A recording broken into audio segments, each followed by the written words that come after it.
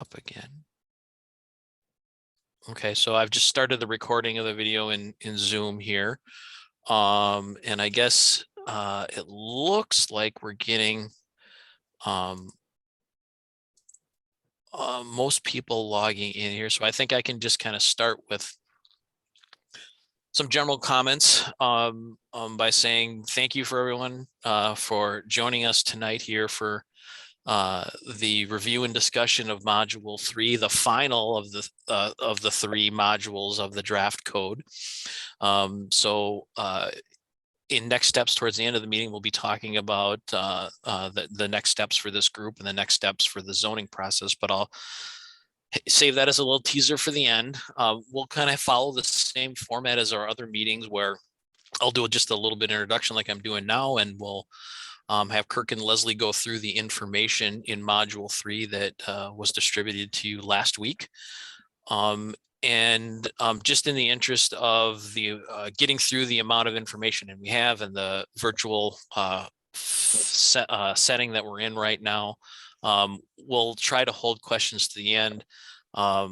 Certainly, I guess if you feel like you want to ask questions, we want to encourage people to ask questions. That's, the group talking and interacting is really the whole reason we're having this group, and we want to get your impact on the code. We're just trying to balance trying to get through the information in this virtual format here. So ask questions if you really need to, but if you could just kind of preferably hold them to the end, we'll circle back. So with that, I guess I can just introduce Kirk and Leslie again, and ask me if they need anything else from me as far as kind of an introduction and setup, or if you guys just want to take it away. I think we're good. Okay. Thanks, Jason. And welcome, everyone. Thanks, as always, for joining us and for engaging us in a conversation. You're an important kind of touchstone to the broader community, so we've really valued your input so far. We want to be responsive to your thoughts and questions. And as Jason said, one of the real meat of tonight, I think, will be in engaging your reaction to the material we're presenting.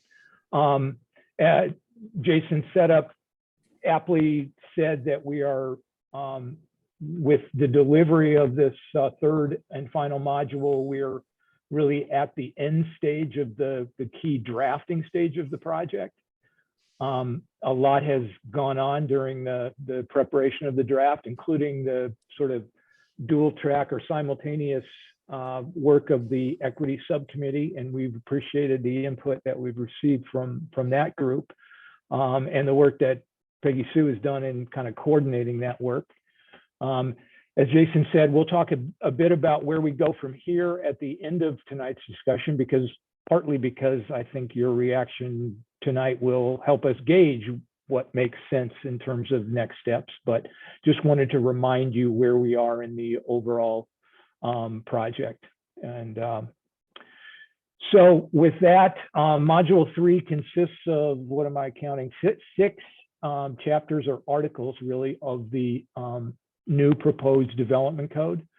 Some have a lot more substance or substantive change in them than others, and we'll dive into those in a little more depth tonight, and give you kind of a high-level overview of kind of what's in some of the articles that are mainly just reorganized and reformatted from the existing code.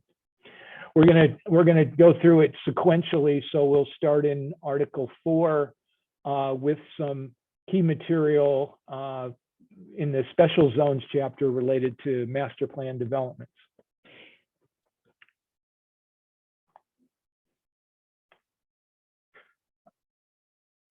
I am muted. Good evening. So I'm going to run through fairly quickly an aspect of the special zones that you have not seen yet. I'm going to go back real quick. I can control, I am controlling. So if you recall, we have the neighborhood zones in Article 2, the mixed use zones in Article 3, and then Article 4 is the special zones, which what you saw previously was that special zones included the public and institutional zones, and the industrial zones. There is another aspect of sort of special situations that we have plugged into this article that you hadn't seen before, and that is the MPD tool. And so I'm going to kind of walk you through what that tool is. First off, an MPD, it has some similarities, a few similarities to something like a PUD or a PDD, but it is a different type of tool. It applies to parcels that are 3 acres or over. And what it allows you to do is take one of those larger parcels and divide it up with multiple zones, no matter what is on the zoning map at the time, streets and blocks, and civic open space. So I'm going to walk you through those 3 sort of components of the MPD. You'll find on page 4 of Article 4 a table that outlines a variety of MPD types. And those types are based on the zoning that is currently shown on the map. So if the map shows an MXTOD or an RXTOD zone on the map, and your parcel is 3 acres or more, you would use the TOD MPD type to subdivide your parcel. You don't have to go through subdivision, but to break your parcel up with streets and blocks and open space and multiple zones. This table shows you the different zones that would be then allowed. So there are 2 types of zones that would be allowed in a TOD MPD. That is the MX TOD and the RX TOD. So those 2 zones, obviously the dash TOD means the location. That type of MPD means that those types of zones would be appropriate there. The mix of zones that are allowed in each one of the MPDs is required, which means you absolutely have to have one of these zones in your area. Allowed, which means that you can use it or you don't have to use it. And then limited, which means that within the text of the code, it limits those zones to only so much of your site or a mix of those on the site or other specific situations. So hopefully when you look at this table and you see the green, that immediately tells you this is the base required zone in that area. It can be fairly small. And then the blue are other allowed zones. And then the L means that it's limited. This mix of zones would still require rezoning. So ultimately it would go before council for that rezoning process. But the MPD is meant to sort of help define where those new streets and blocks are so that you can locate more zones. So the second major part of the MPD is streets and blocks. There are maximum block sizes and sort of different requirements for allowing larger block sizes. There is a base street configuration that has all the components of a complete street, on-street parking, pedestrian areas. It refers to the bicycle plan, but typically these will be internal to the development streets. So more than likely bikes would be in a shared situation on the street. The scale of the streets would be small enough that they would be in a shared configuration. All of those pieces shown on this base street section and with dimensions outlined would allow somebody to very quickly get approval for their street type. So if they're creating a complete street, they don't have to jump through a bunch of hoops to get it approved. The other key part of the MPD streets and blocks is designating front streets. So if you're familiar with the building types, you'll remember that we definitely show front street and side street build to zones. And the idea of throughout a development defining what is a front street, in other words, all of the buildings that are built along that front street are meant to use that street as its front. then you won't end up with this sort of mishmash of somebody having a storefront and an entrance, and then the next development having their garage entrance on that same street. So this sort of organizational aspect of the MPD helps to make sure that the streets are functioning in the way that you expect them. And then there's also sort of a thought process that goes through defining these streets blocks and front streets with where is service going to happen, where is trash going to load, where are your garage entrances and exits, and so on. So this sort of alley service drive idea being thought through at the beginning, not when the building is being designed, but for the site as a whole, helps to organize everything easier later. And the third component to the MPD is civic open space. So there are a series of specific types defined in the code, meaning that they have a certain amount of street frontage requirement to make sure that they are visible, meaning that they have a sort of a mix of landscape area and plaza area, hardscape and landscape, so that they are not just sort of leftover green spaces. They are specifically designed as a plaza or a green or a greenway. There is a minimum amount of civic open space required. That minimum amount is shown in terms of an overall site minimum that's pretty small at 10%.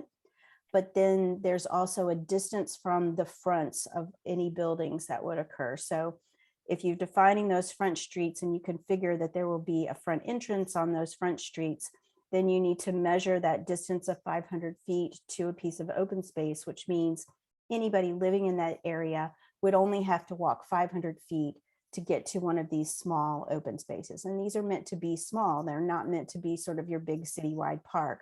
They're meant to sort of weave that green space and that usable outdoor space into the developments. And that, in a nutshell, is the MPD tool. Good. And I'll mention too, later on in tonight's discussion, we'll touch upon the approval process for an MPD. And we're referring to that as a development plan approval process. And as I say, we'll touch upon that in a couple of slides here when we get to the procedural aspect. So moving on to the next article in Module 3, Article 9, a topic that the group so far has shown a fair amount of strong interest in, Article 9, parking and mobility. You know, as folks who are kind of in the trenches working on this draft, going back and forth with staff and kind of coming up with our initial presentation to you all, sometimes we forget to sort of provide the context or how we got to the recommendations in the draft. So I thought I'd back up a bit, take you back for those who have been with us the entire journey, probably a couple of years. I want to say it was February 2020, when we held a series of small group listening sessions with various interest groups and folks who are pretty well versed in planning and zoning matters in the city. And one of the deliverables coming out of those listening sessions was this kind of summary of the major thematic issues that we heard during those discussions. And as relates to parking and mobility, there was a fair amount of discussion among various groups coming at it from a variety of angles. Had lengthy discussions with some residential developers, particularly who've been active in the downtown, about challenges they've sometimes had in meeting off-street parking requirements. Those of you who are on our committee know that there's a great deal of interest in ensuring walkability and accommodation of cyclists, whether they're recreational or commuter cyclists. And then the whole issue of sustainability kind of weaves its way into the parking discussion, particularly as it relates to the urban heat island effect of large paved areas, stormwater impacts, of large parking lots. And so that began to give us a sense of the values of the citizens that we talked to, and development interests as well. We took that work as well as our own kind of independent analysis of the existing codes and regulations in the city and prepared a project direction report that would have been delivered shortly on the heels of those initial meetings that we held for the project. And one of the key big ideas, if you will, from the project direction report was to really take a close look at existing parking requirements and propose adjustments where we thought it reasonable and necessary. We talked in terms of a range of options. As those of you who follow the subject of zoning and planning closely will know that this is a topic of great interest and that is kind of moving rapidly. You know, some communities have taken a pretty dramatic approach and kind of moved away from minimum parking requirements entirely. Others have taken a more incremental approach and kind of transitioned by taking a close look at existing requirements and at least kind of reducing the minimum requirements dictated by ordinance. The project direction report also talked about doing more to accommodate bicycle parking, taking into account making the parking regulations more context sensitive in terms of where a proposed development was relative to bicycle infrastructure, transit investments, and the like, and providing some opportunities for greater flexibility within the regulations to address the site-by-site, case-specific or development-specific needs for parking. So those were key elements, and then, as I said, we've benefited greatly from the sort of simultaneous work of the Equity Committee, the Equity and Sustainability Committee. I'm not sure I'm using the right title. I know that it kind of evolved over time, but the Equity Subcommittee has provided us some pretty clear direction on a couple of parking mobility issues, bicycle parking for sure. Strong support among the Equity Subcommittee for doing more to accommodate and require that developments of any scale take account of the needs of customers, visitors, and as well as employees. So short and long-term, secure long-term bicycle parking, and providing incentives for folks to do even more in terms of accommodating bicycle commuter amenities like shower and changing facilities and bicycle repair facilities in development. The subcommittee, just kind of reading between the lines, Leslie and I didn't attend those meetings. We've taken advantage of the opportunity to kind of look through notes, and it seems clear that the Equity Subcommittee, like all of us who are trying to work our way through parking and mobility issues as relates to zoning, kind of a variety of perspectives come into play. Those who feel like parking is stymieing the city's ability to better promote affordable housing, to free up land for more productive uses, to make city desired development more possible, and those who are legitimately concerned about the impacts of spillover parking if parking isn't required and a worst case scenario happens and a development drastically undersupplies. Where do those parked vehicles go, and what are their impacts on the city's street network and circulation and the quality of life of residents nearby? So in the end, kind of a recommendation coming out of the subcommittee, if I could paraphrase, that really sought to seek some degree of balance there, but some support for an approach that was, moving in the direction of more context sensitivity. So with those thoughts in mind, we've prepared this initial draft of the parking chapter.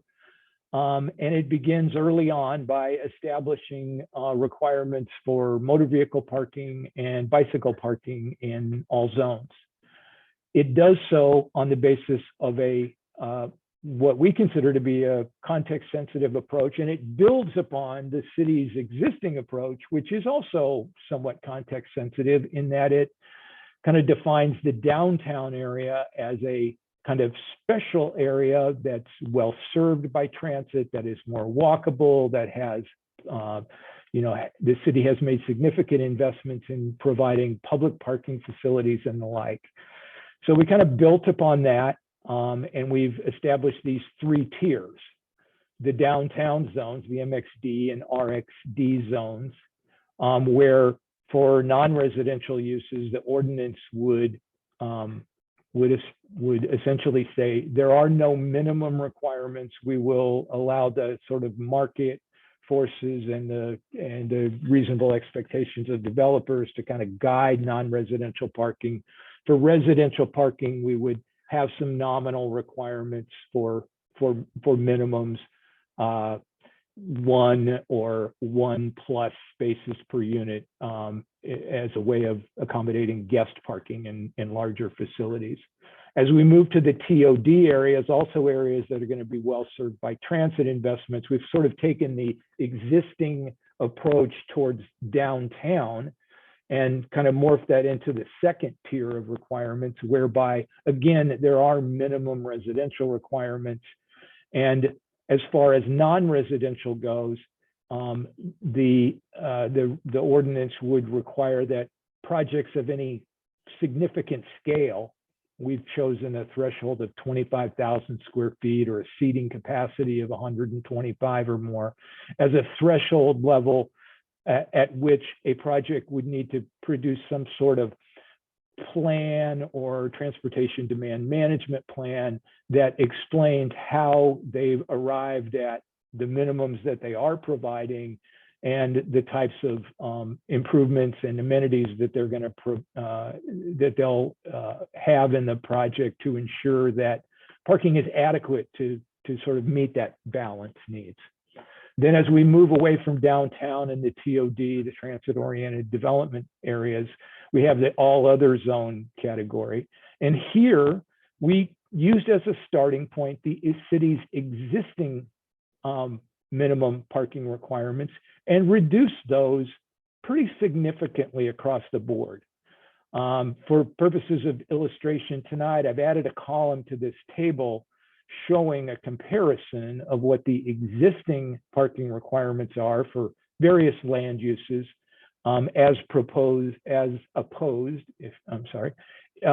the requirement that would occur in all other zones. So you can see, for example, if we look at the office category, the retail and entertainment category, the personal service categories, we're reducing the minimums by a third, by up to 50% in a lot of cases. So we have sort of moved in the direction of parking reductions, as we suggested in our early reports, and feel like that's a reasoned approach to parking. Now, added to that are a number of elements by which those minimums can be further reduced based on where the development is, what kinds of improvements are nearby, and I'll go to that in a second. You'll see in the final 2 columns of the parking table in the draft, and in this table that's on the screen before you, minimum parking requirements for, in our estimation, every use that would be reasonable to require bicycle parking for. We kind of went back and forth on this. The recommendation coming out of the equity subcommittee said establish parking for all uses. We took that to mean all uses for which bicycle generated travel demand could be expected. For example, the self-service storage facilities, we didn't feel like, and our review of best practices in other places suggests that it's not often the case that you're going to need significant bicycle infrastructure investment for uses like self-storage facilities. daycare drop-off facilities, animal boarding type facilities. So that's the reason that a couple of those columns have no minimum bike parking requirements. But for all uses where it'd be reasonable to expect at least some level of short-term bicycle parking need or long-term usually indoor secure bicycle parking need, we've established some provisions in this table. These are based on, boy, I tell you, as you review various ordinances and kind of see what best practices are, the parking requirements range pretty considerably. We find these to be pretty workable, and that's how we arrived at the requirements. You'll see that in some cases there is a requirement that for for some minimum percentage of the overall parking to be provided as long-term or short-term spaces. If that requirement isn't specified, then there is more flexibility with regard to how the parking is designed, arranged, and secured within the project. So I mentioned as part of the minimum requirements that we've added a section in the parking and mobility article. I think we call it parking reductions and credits. And this is a provision by which, usually through just the election of the property owner or developer, that they can further reduce their minimum off-street parking by hitting certain benchmarks within the ordinance. Maybe they're providing affordable housing units. And if they are, I think we set that at 80% or less of area median income, that those units, the parking requirements for those units would be automatically reduced by 50%. Projects that are near existing public parking lots would be eligible for a reduction under these provisions, as would projects that are adjacent to streets where on-street parking is allowed. We allow essentially folks to count the on-street parking spaces in front of their property towards meeting their minimum bicycle parking requirements. Those projects that do more in terms of accommodating bike share docks, car share parking spaces are also eligible for reductions. We've made clear in the ordinance that where requirements for landscape and requirements for parking are in conflict, that landscaping wins. Another way that parking can be nominally reduced within a project. And we've retained and I think enhanced the ability for nearby property owners to share parking based on different peak operational and demand needs for the various parking.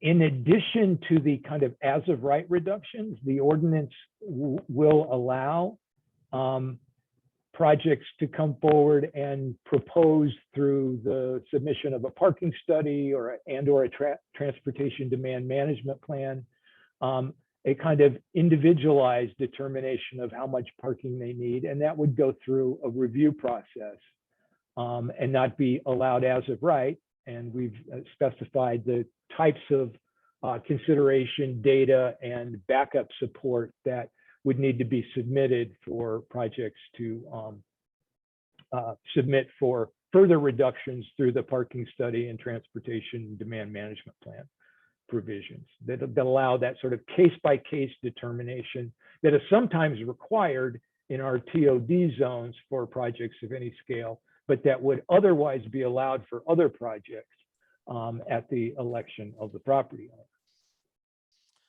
Kirk, could you also just touch on the maximum parking standard we intuited in the code, just so we can kind of create a bookend of the minimum parking standards in a context that we actually put in also a maximum end as well? Yeah, thanks for reminding me, Jason. Yes, also a new addition with this draft are some maximum not to exceed thresholds for parking. Those would apply for projects in those D suffix zones, the MXD and RXD zones, as well as the TOD zones, as I recall, and establish that the maximum can't exceed, I think, I'm operating from memory here, but I think it's 125% of the all other zones requirement, as a way to just cap unnecessarily excessive parking facilities within new projects.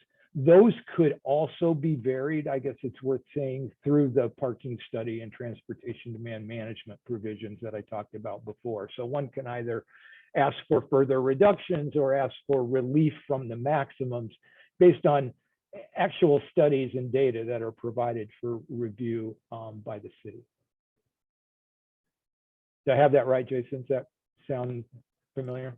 Okay. Yes, thanks for Good. including that. Yeah, thanks. Thanks for reminding me. So just to continue on the bicycle parking component, in addition to those minimum numerical ratios that are established for various land uses, the code has some provisions for the design, location, and specifications for the short-term and long-term bicycle parking that is required by ordinance.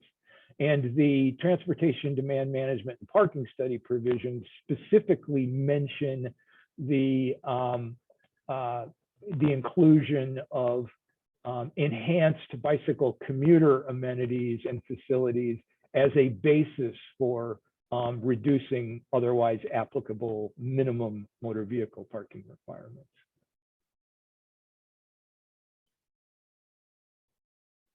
Another new addition to the draft, and something that, again, we can thank the equity subcommittee for providing guidance on.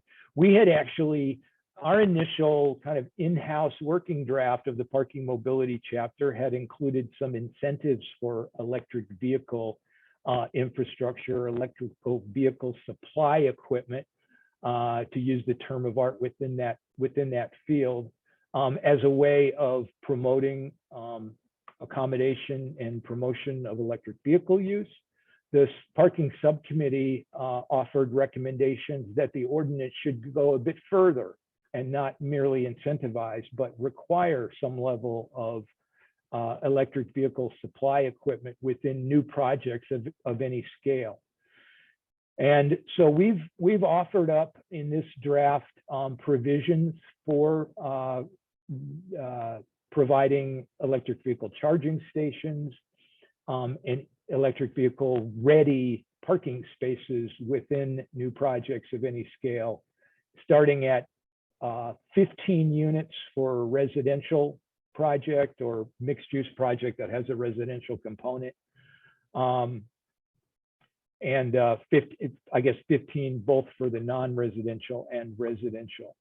And those requirements would vary, as you can see in the chart. Those of you who have my screen visible can see that the smaller residential projects would be required to provide, again, to use industry lingo, level 1 charging equipment for 5% of the spaces. Larger residential projects, level 1 facilities for 10% of the spaces, level 2. And the levels, for those of us who aren't real familiar with it, just relate to the voltage or power capability, how quickly the vehicle can charge. And the range is level 1 is basically household current, level 2 is somewhat enhanced, like 220. And then the rapid charging, or sometimes called DC parking, is the kind of third and highest level. Those are your like Tesla supercharger type stations, a little more of an investment in infrastructure and rapid charging. Beyond the residential, non-residential component, the ordinance also says that all fueling stations would be required to provide at least one level 2 electric vehicle charging station as it came online. Beyond the actual stations and equipment that need to be provided for whatever number of spaces based on the ordinance. The ordinance also says that projects that provide 15 or more parking spaces must also be kind of wired and set up to accommodate future installation of electric vehicle charging stations. And those are known as EV ready stations. And they were just required that the wiring be in place so that in the future, charging equipment can be installed easily without, ripping up vast amounts of asphalt and rewiring. 10% of spaces must be EV ready. This ordinance is modeled after an ordinance that's been adopted in the neighboring jurisdiction of St. Louis Park. I think there are other jurisdictions within the metro that have also adopted similar type provisions. One of the, I think, nice aspects of the proposals as we've reviewed them and as we've kind of incorporated them into the draft is there is a kind of safety valve that ensures that meeting these requirements doesn't become cost prohibitive for a project. And so it says that any project whereby the cost of meeting the charging station or EV ready requirements could request a reduction if providing those facilities would exceed 5% of the total project. And if a project was going through a conditional use approval or a development plan or something like that, major site plan, and was going to be reviewed by the Planning and Zoning Commission and later by the council, those reductions would be granted as part of that project. For projects that wouldn't be required to go through those projects, that could be an administrative kind of as of right approval if you merely provide some evidence that you've met that cost threshold. So onto signs. Signs is an example of a chapter where there aren't a lot of substantive changes. The city, not long ago, I don't know, Jason, exact dates, but had kind of, I would call it, scrubbed the sign regulations to meet various kind of legally mandated provisions with regard to signs. The courts are very sensitive about sign regulations conflicting with folks' First Amendment rights to free speech.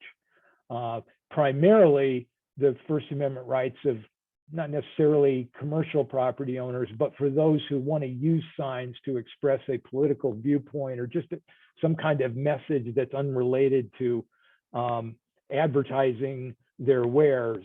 And that work had largely been done for us as part of it. And because the city has sort of recently been through that process, or in the past 5 or 10 years, we didn't feel the need for any significant substantive changes. As we work through the sign regulations with staff, we identified a couple of areas where it seemed like the sign regulations to comport with the city's goals for community appearance and a lack of visual clutter, that we could make a few strategic suggestions for changes. And those are shown here on the slide. We've proposed that the existing across the board height limit on freestanding signs of 35 feet be reduced to be a little more sensitive to the neighborhood or zone in which the sign was located. So you can see in the neighborhood style residential mixed use neighborhood zones, we've reduced that 35 pretty significantly down to 6 feet. In other zones, the height limit would be 10 feet. Similarly, when it comes to the size of allowed signs, there were a couple instances, particularly in the industrial areas, where the existing limit was essentially the size of half of a billboard. And so in thinking through that, we've proposed a reduction of that 250 square foot limit that exists today in the industrial zones down to 80 square feet, which is more in line with what's permitted elsewhere in the city. And an overall, that would be for a single sign, and that overall signs within those zones would be limited to 3 square foot per foot of building frontage is another way that sign regulations are expressed in terms of making them proportional to the building to which they're attached, if they happen to be attached signs. The city very recently adopted some revisions related to these changeable message. I call them dynamic display signs.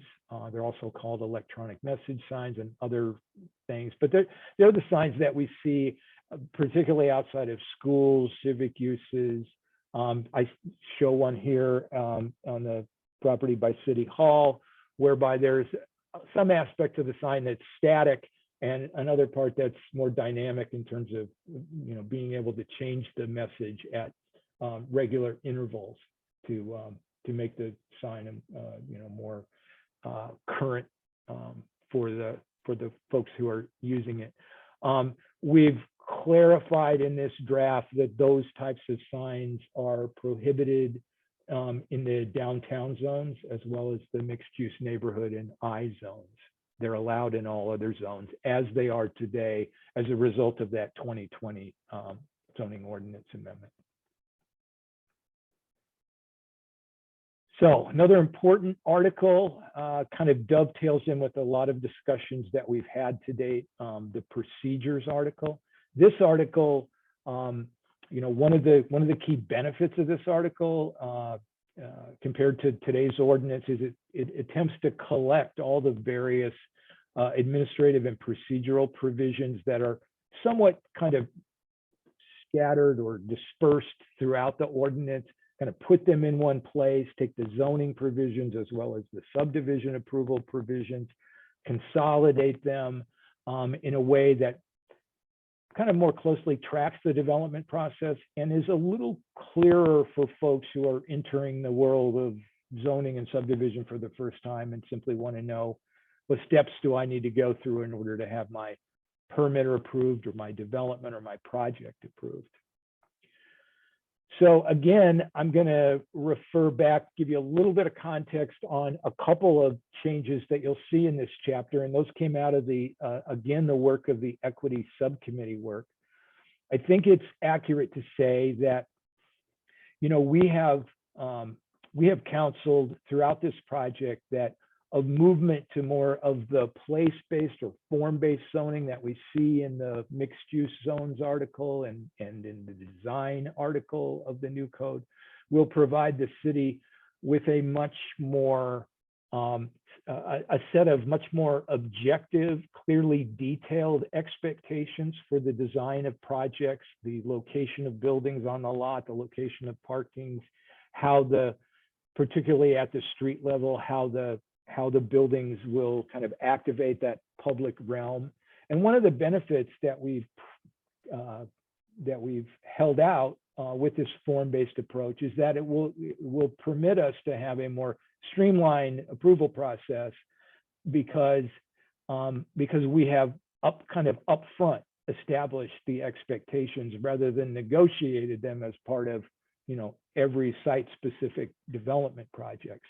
There are some who've heard that and, you know, genuinely feel like there could be some loss of opportunities for public involvement in the process if we move too far in the direction of as of right, ministerial, administrative reviews of projects. So we've kind of taken that to heart and sought to ensure that this procedures article kind of continues the city's tradition of transparency and engagement and involvement of all citizens in the planning and zoning process.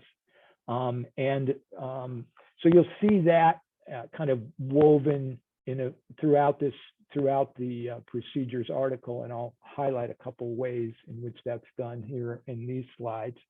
One of the first things you see in the procedures article is a summary table that's just meant to be a quick reference for those who are, again, somewhat unfamiliar with the various steps in the processes of getting a zoning map amendment or a rezoning, as it's more commonly referred to, getting your subdivision approved, a conditional use permit, a variance, a site plan. So we tried to kind of summarize that in that table. I've highlighted a couple of kind of new aspects to the in that table. And the first one is that development plan that I referred to earlier. That's not language that necessarily occurs in today's ordinance, but it pretty closely tracks the way the city processes planned unit developments today.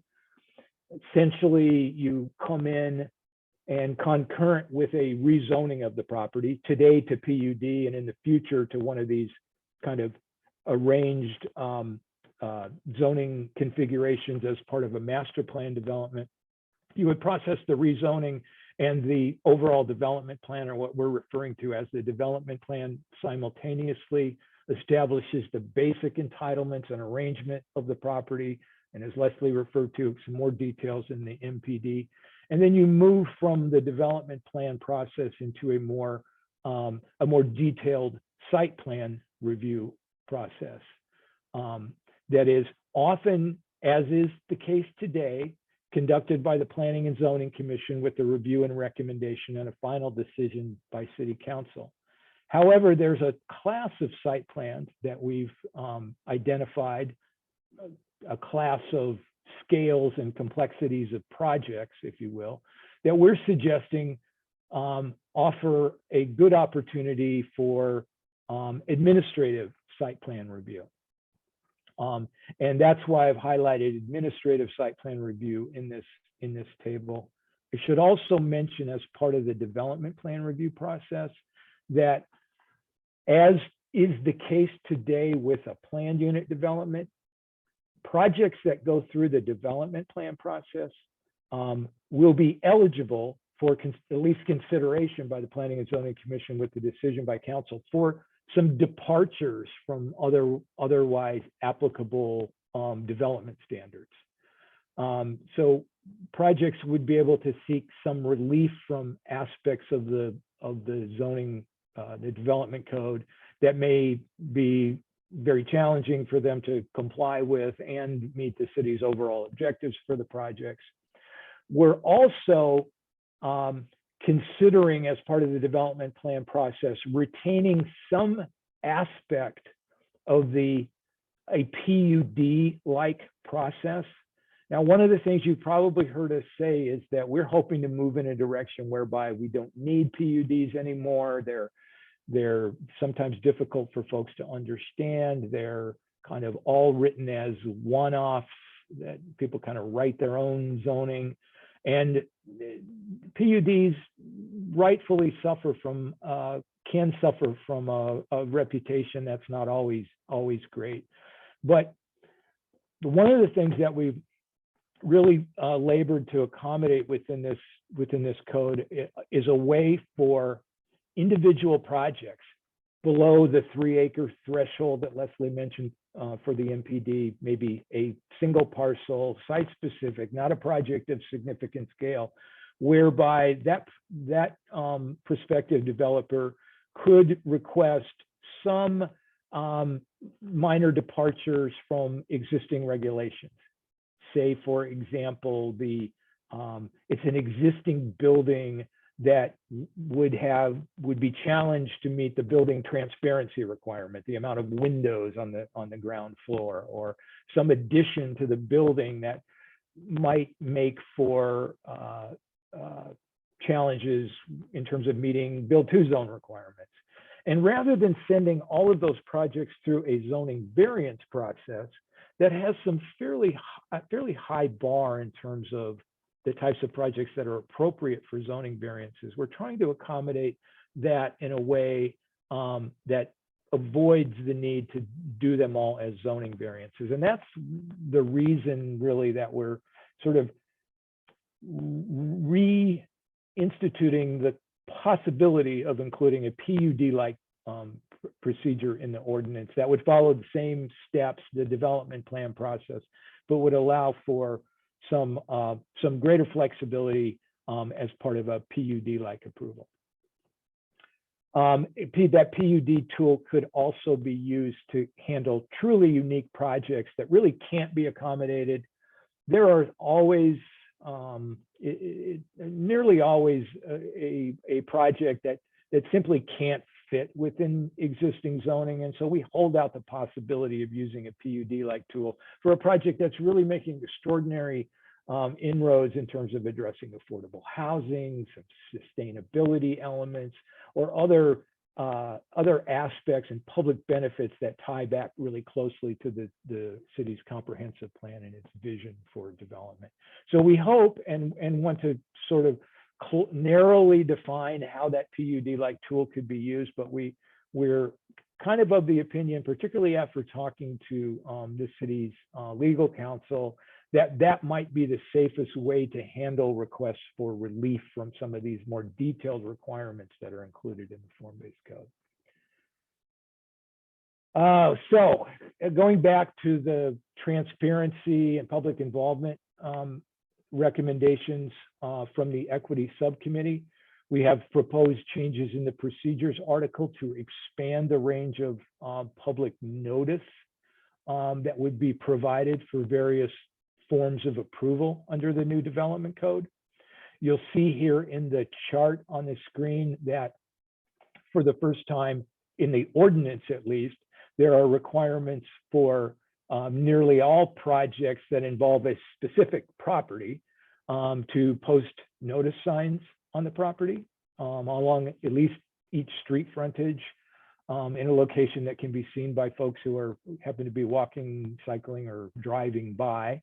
Good way to sort of get the word out that something is afoot with a particular property.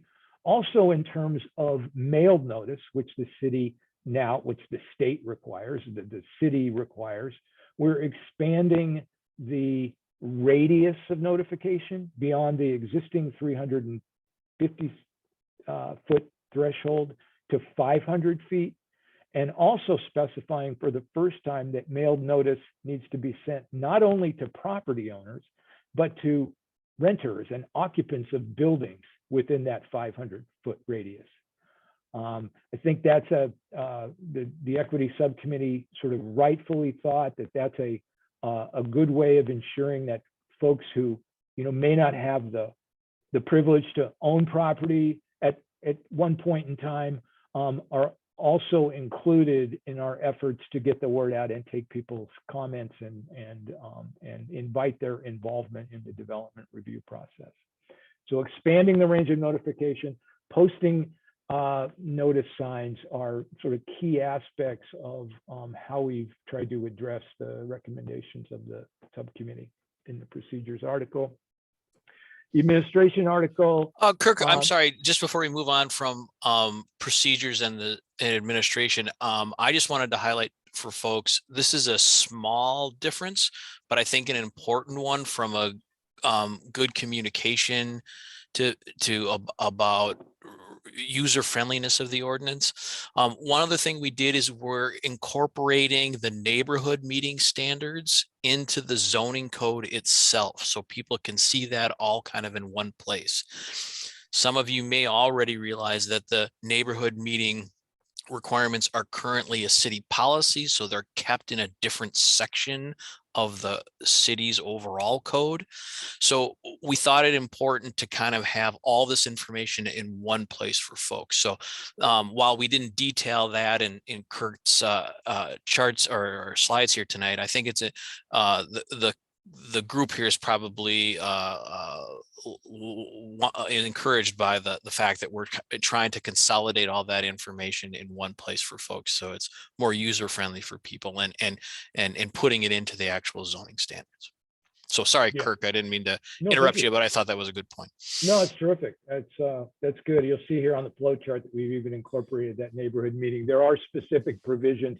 As Jason said, this is a existing city requirement. It's written as a policy, and we felt it's a sensible policy and one that needs to be put a spotlight on through the update of the development code. So you'll see those provisions within the draft and see that they're referenced even in these flow charts that accompany some of the procedures, as well as the pre-application meeting procedures. As today, applicants will be able to avail themselves of some early counsel at the staff level and take concept plans for approval to the Planning and Zoning Commission and or council for various types of projects. So really tried to get all that information and options in one place.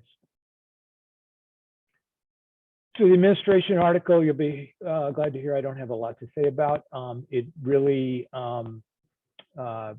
just takes existing material, kind of reorganizes it, represents it.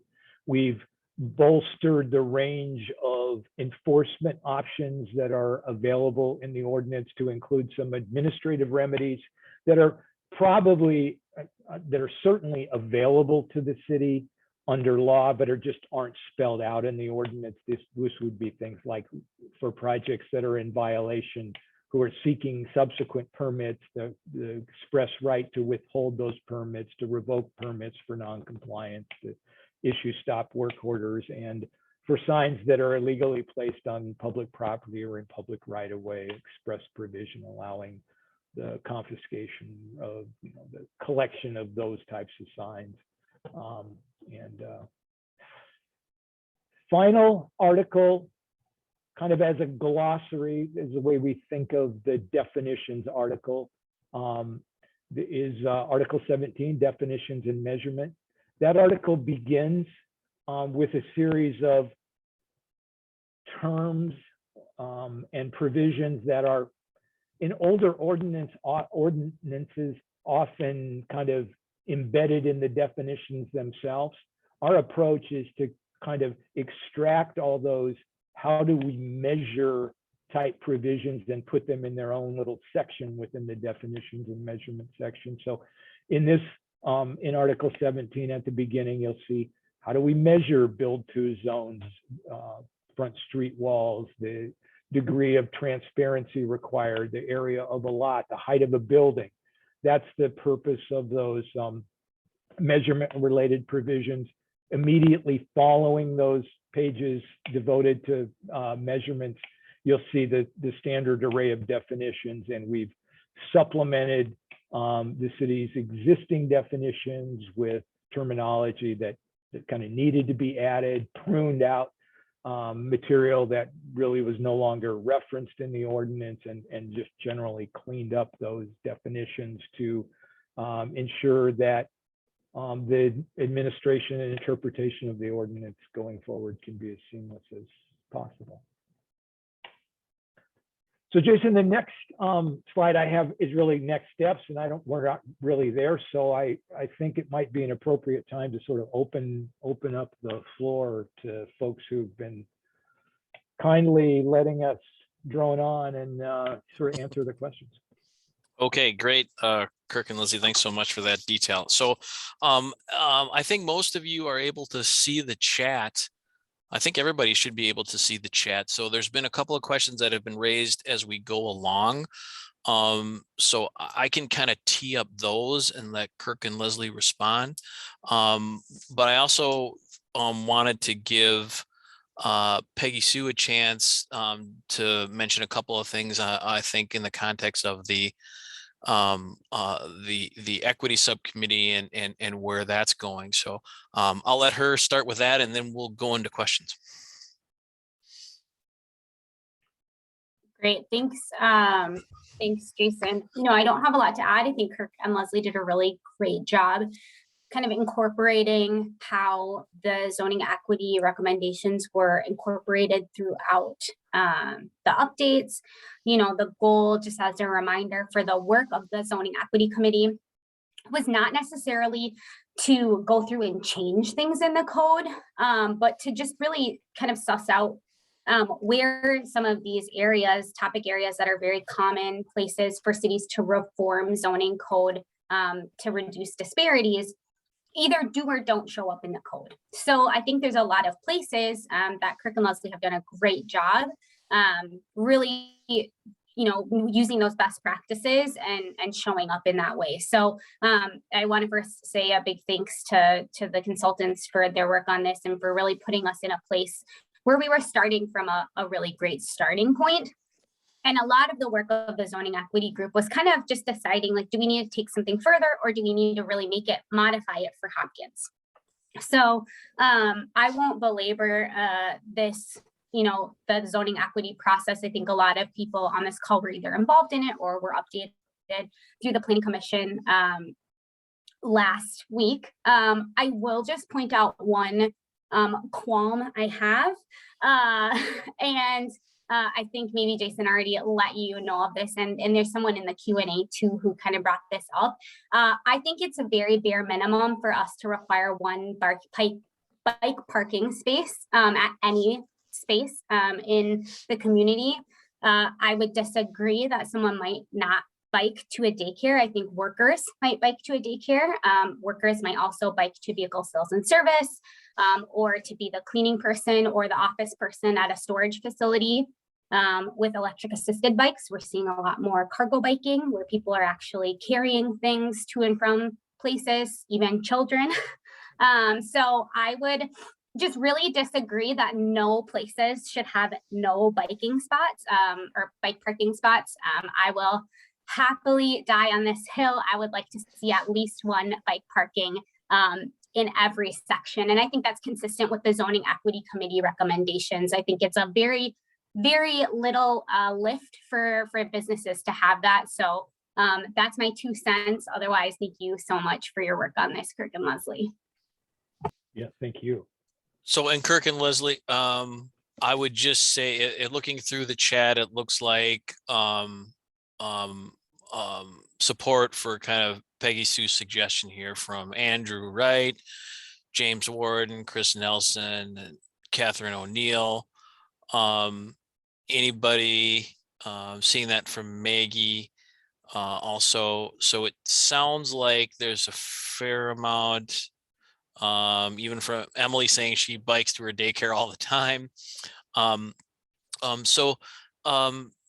You know, what we did do, just to kind of provide a little bit of context here, is that, you know, the original recommendations that came through from Kirk and Leslie had a number of uses that didn't include bike standards. And when we heard from the equity group, we went back and adjusted them even further to add some more in. And so we were left with just a handful, but it seems like general support from the group that we would have at least a minimum standard at all uses. And I think that's a recommendation that we can carry forward.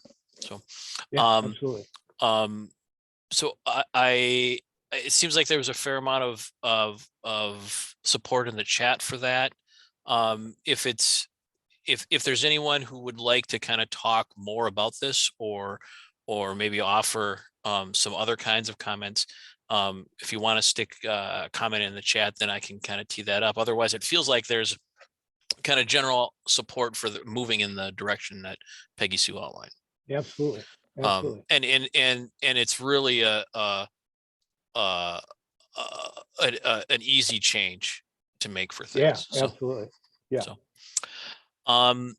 So what I guess I thought we'd do here is, in the chat, there's a couple questions that I noted, or in comments that were teed up, and you know, I thought what we could do is I could tee up those right now for individual folks, and then we could open it up for discussion as people want to talk too.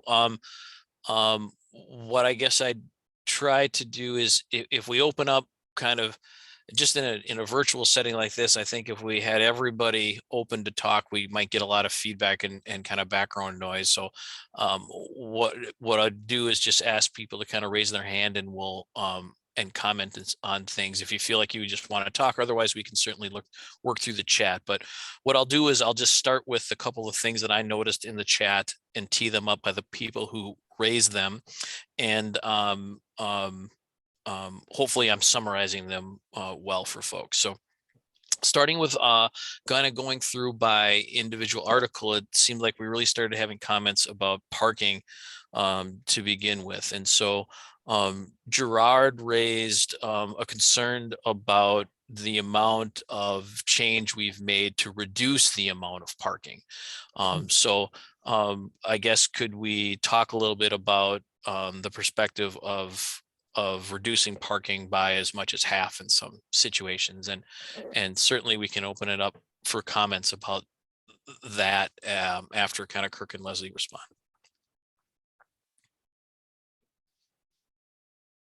Sure. Well, so I want to state the obvious. The parking requirements in the table that you see are minimums. I did mention maximums for the downtown and TOD area, but in the all other zones area, folks would be, completely within their rights to provide more parking than is established.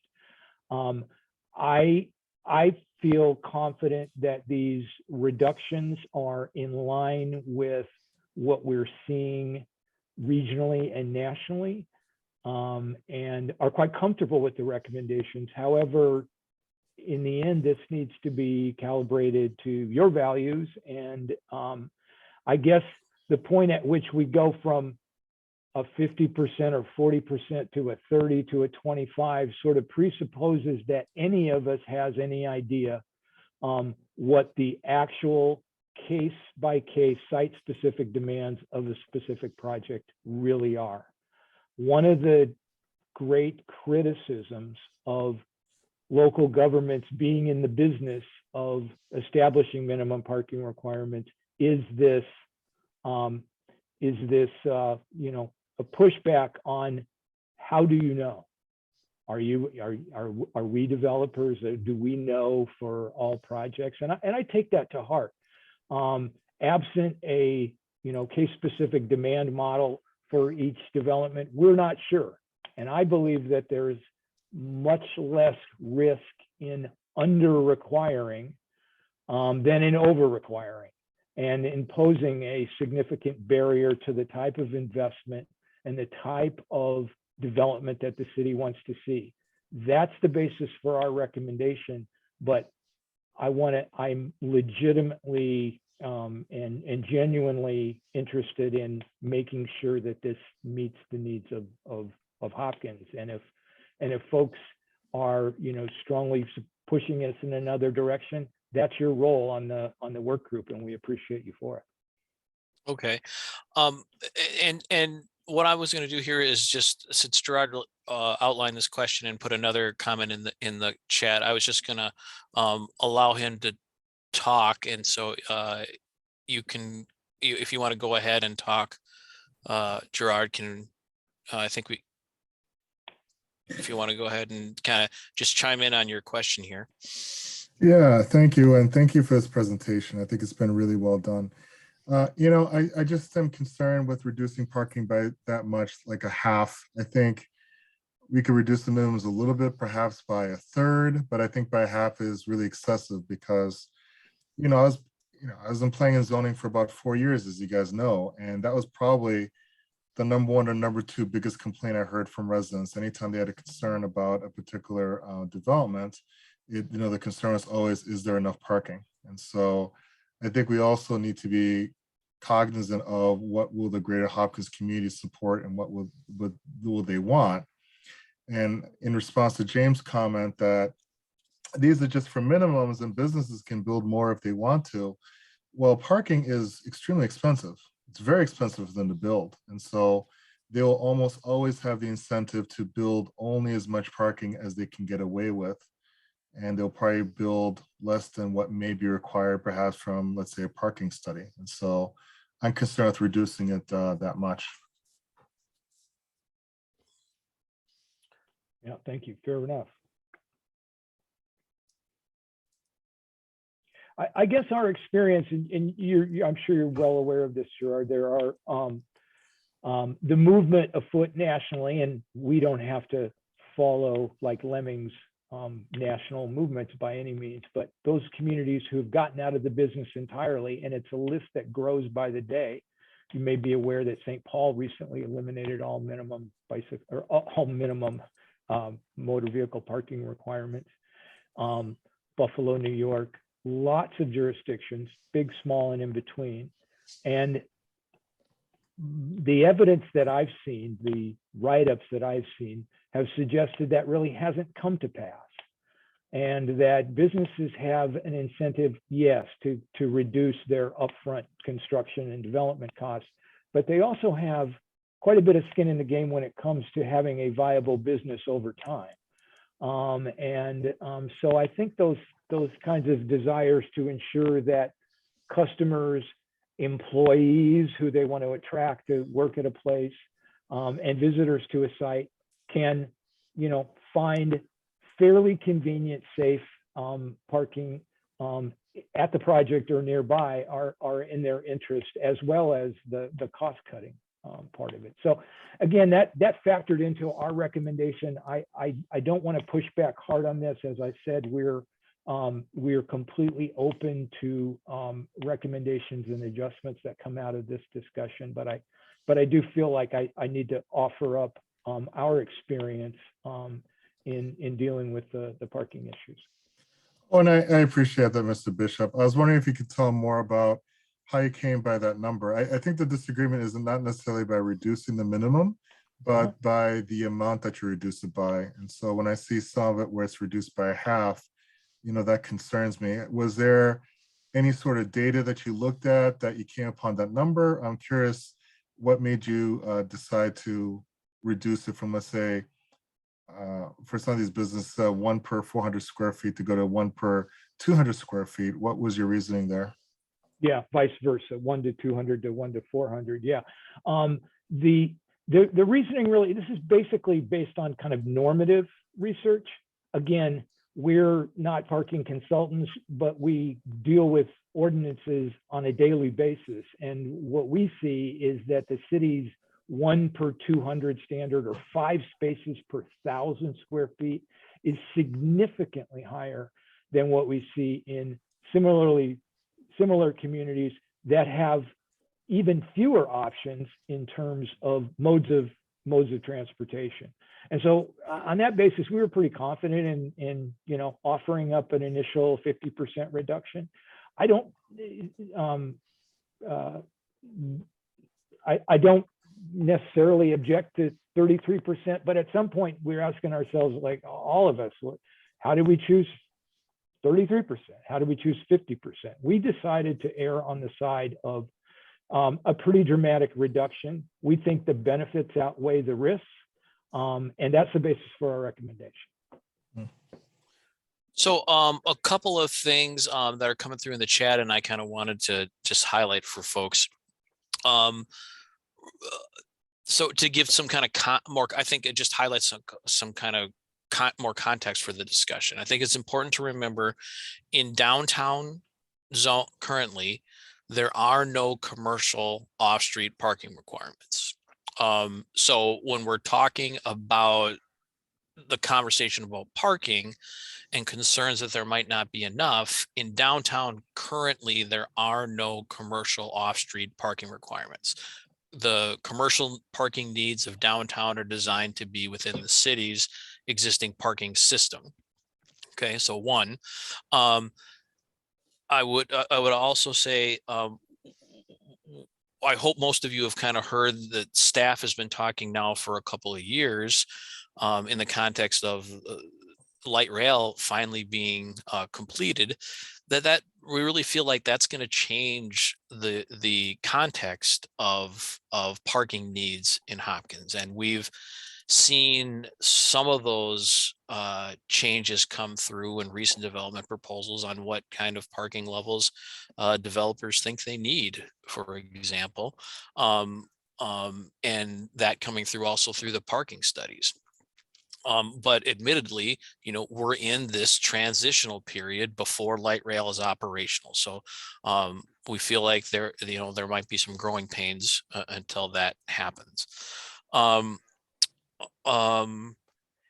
then there's been several comments, rightly so, that in communities that have reduced parking or eliminated parking requirements altogether, they've relied more on what the lender says that they need. And so, that certainly is a perspective we're hearing more and more in the developments that we're seeing. That even some of the minimum parking standards that the city may agree to, lenders wouldn't necessarily agree to. So Kirk, I don't know if Kirk or Leslie, you want to chime in on what you're also hearing about lending practices and their impact on parking? Yeah, anecdotally, I've heard that argument, or I've heard that point made many times, is that that will be another factor that mitigates against your sort of worst fears in terms of people severely under parking their facilities, since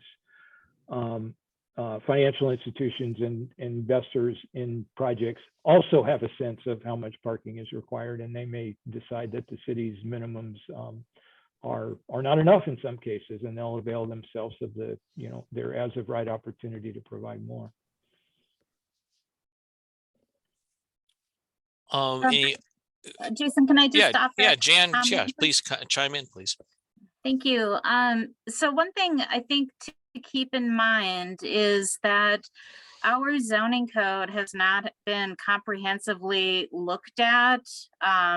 It's been in place since the 1970s. And I think modes of travel over the last 40 years have really changed. We've got light rail coming to town.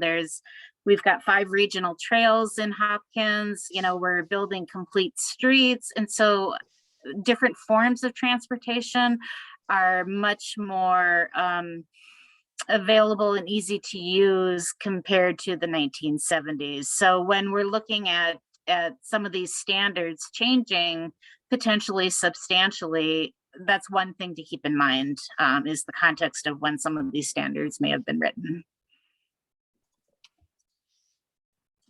So, and Jan, I just wanted to say, in case not everybody's looking at the chat, Chris Nelson, thank you for your comments, and said he was about to make the same kind of, or wanted to make the same kind of comment. So,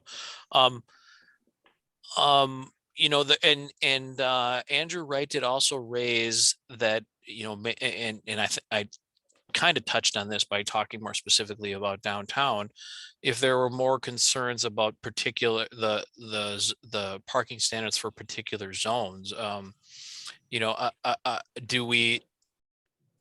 I guess I kind of feel like what staff is and the consultant have outlined for you here is pretty much the status quo in the downtown area. With just the only real change is that there's a slightly larger area that's included because the zoning names of the districts have changed a little bit. And then there's that next tier that is the transit supportive zones. And I think that in there, we carry over basically the same residential requirements, and then add the extra layer of review potential for a parking study to be done on really any sort of substantial project. One of the other reasons that we took that approach and put those tiers in there is that the theory and spirit behind that is that, smaller businesses who are located in those areas that may have more challenges with trying to those startup costs with parking wouldn't have to incur those parking costs because they're smaller and under those thresholds. And then there's the third tier that really kind of amounts to the balance of the city. And that's where we've maintained pretty much the residential standards as they are now, but then put in that focus or taking a perspective of reducing the commercial and standards in the rest of the city. So status quo in the downtown area, having an extra layer of protection or review authority in the transit supportive areas, status quo in the residential areas in the rest of the community, but then reductions in the commercial settings, again, for minimum standards. And with the additional option to go up to, I think it is 125% of the minimum is the maximum standard. Kirk, am I in the getting that downtown right? and in the downtown and TOD zones only? Yeah. Okay. So that focus is just in those downtown and TOD zones. So, I'm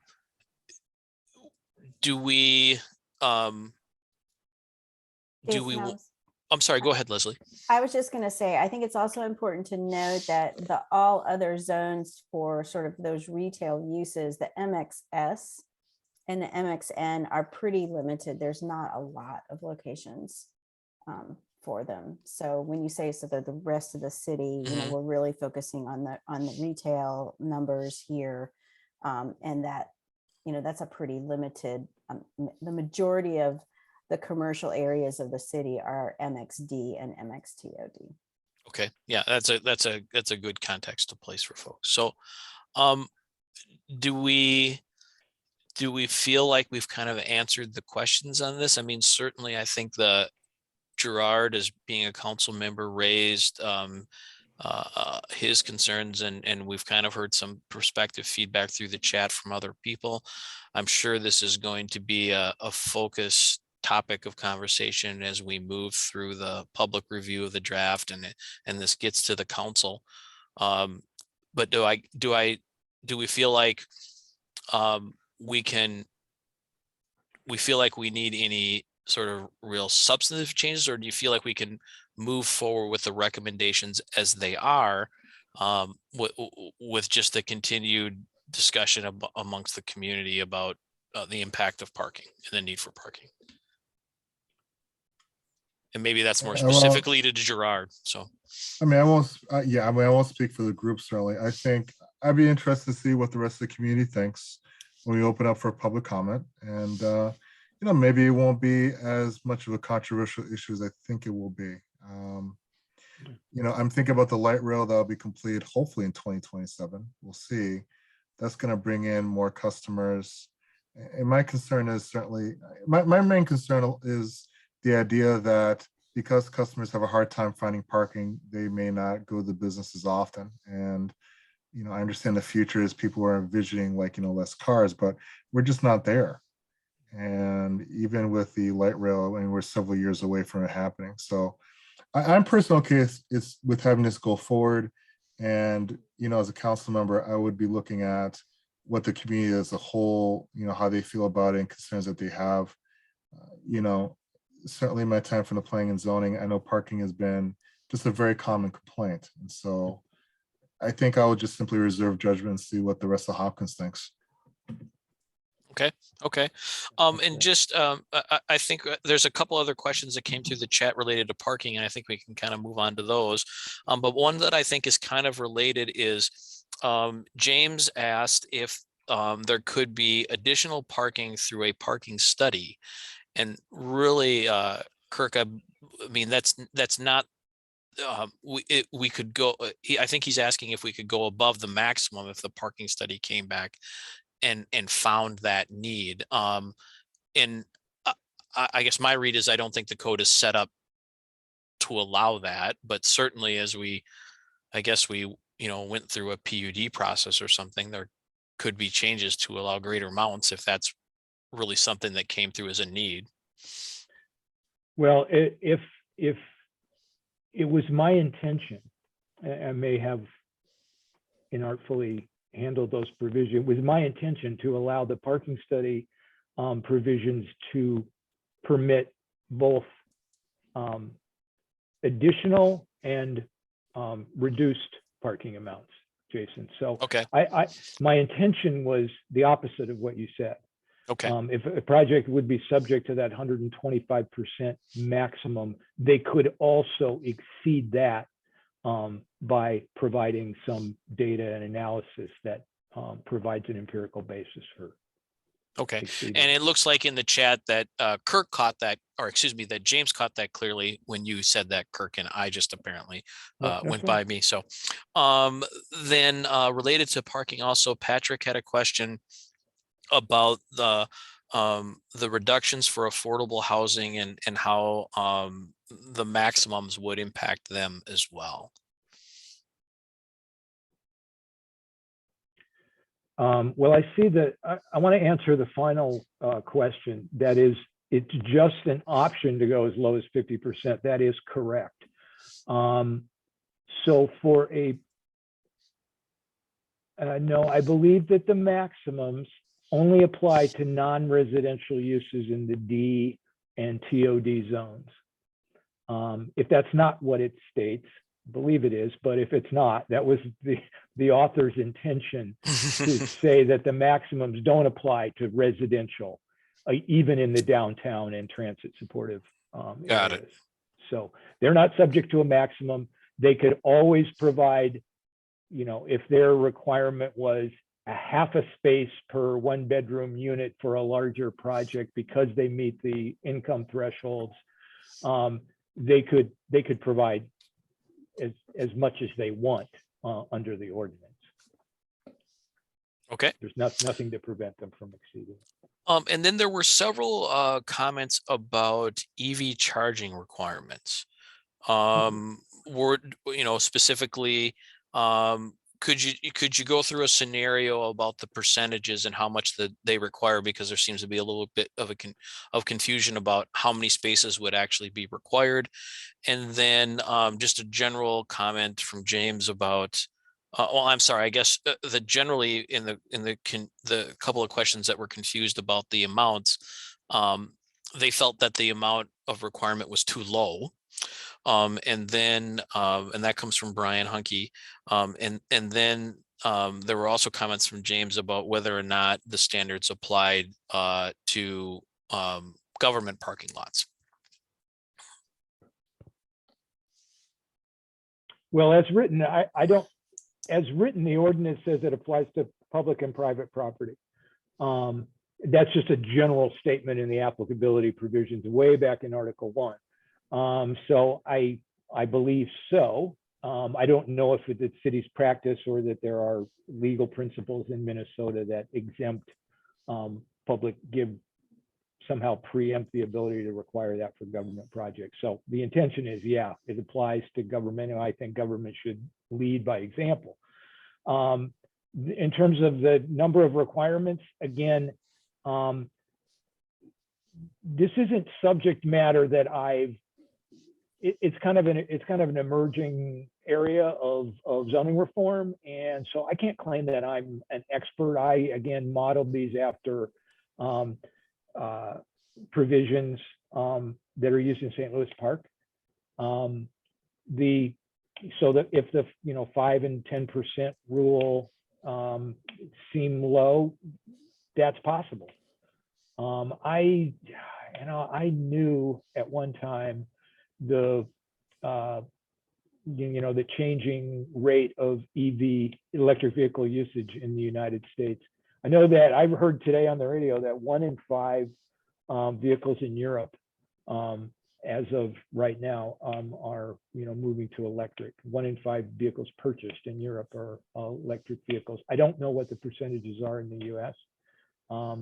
I think, as with any kind of new ordinance provision, it's sometimes beneficial to start somewhere and know that amendments can be made over time. But I'm completely open to suggestions, keeping in mind that I think we do want to strike a balance between the cost of electric vehicle infrastructure relative to the overall cost of the project versus our desire to promote electric vehicle use as a kind of climate change and air quality measure. Kirk, thanks for those comments. I also, Peggy Sue is also chiming in from a staff perspective that she believes more would be a good idea to consider. Maggie's asking about, is there data on uses in projects with charging stations? And I think there certainly is probably more quantitative data that we could look at out there. What I would just offer, kind of echo is from Kirk's comment, is I think this is a good place to start. The regulations that we are offering here as a recommendation are based on a model code that has been developed in the metro area that has been adopted by various kind of communities around us, including St. Louis Park, Richfield, and Bloomington to some degree as well. And then Kirk looking at it from what he's seen kind of throughout the country as well. There is the option to I'm sorry, I'm looking through comments here as we're talking and trying to give you this information kind of on the fly. Gerard is saying that he thinks the EV standards are fine currently. It's an improvement over the status quo. James is talking about EV requirements that aim to promote green transportation could wind up conflicting with affordable housing needs, and I think we're good where we are. James is, or excuse me, Jarrett's agreeing with that. Brian is kind of following up with his initial question, is that his main concern is around the 50+ parking stall requirement. For 200 stalls, you would only be required to provide 2 stalls under that scenario. And is he doing his math right there, Kirk? 1% of 200. Yep, that's Yep. 2. So Yeah, no, that's, I mean, fair enough. That is an enhanced level facility.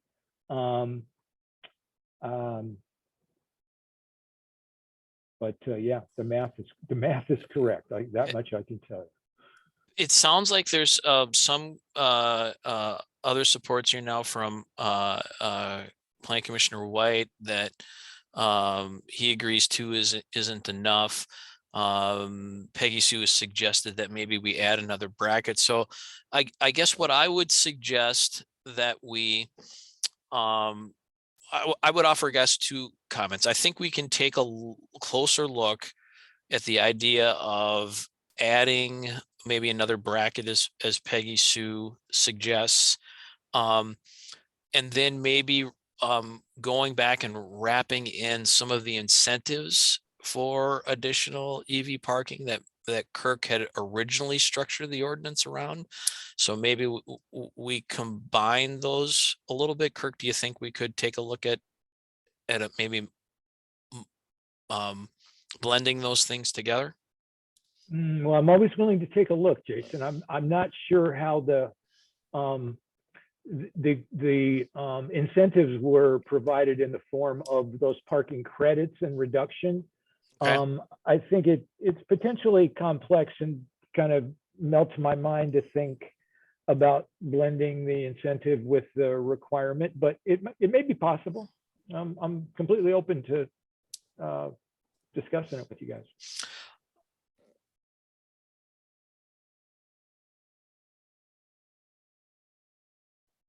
So I'm just looking here in the chat again. It seems like there's some comments from both James and Andrew about the difference between requirements in commercial and industrial versus those for residential, and concerns about how they could affect affordable. I would just maybe highlight for those comments that that the ordinance does have that safety valve in it, that they can make a case that if the cost for either actually installing the requirement here and the additional wiring that would come along for future uses is burdensome, they can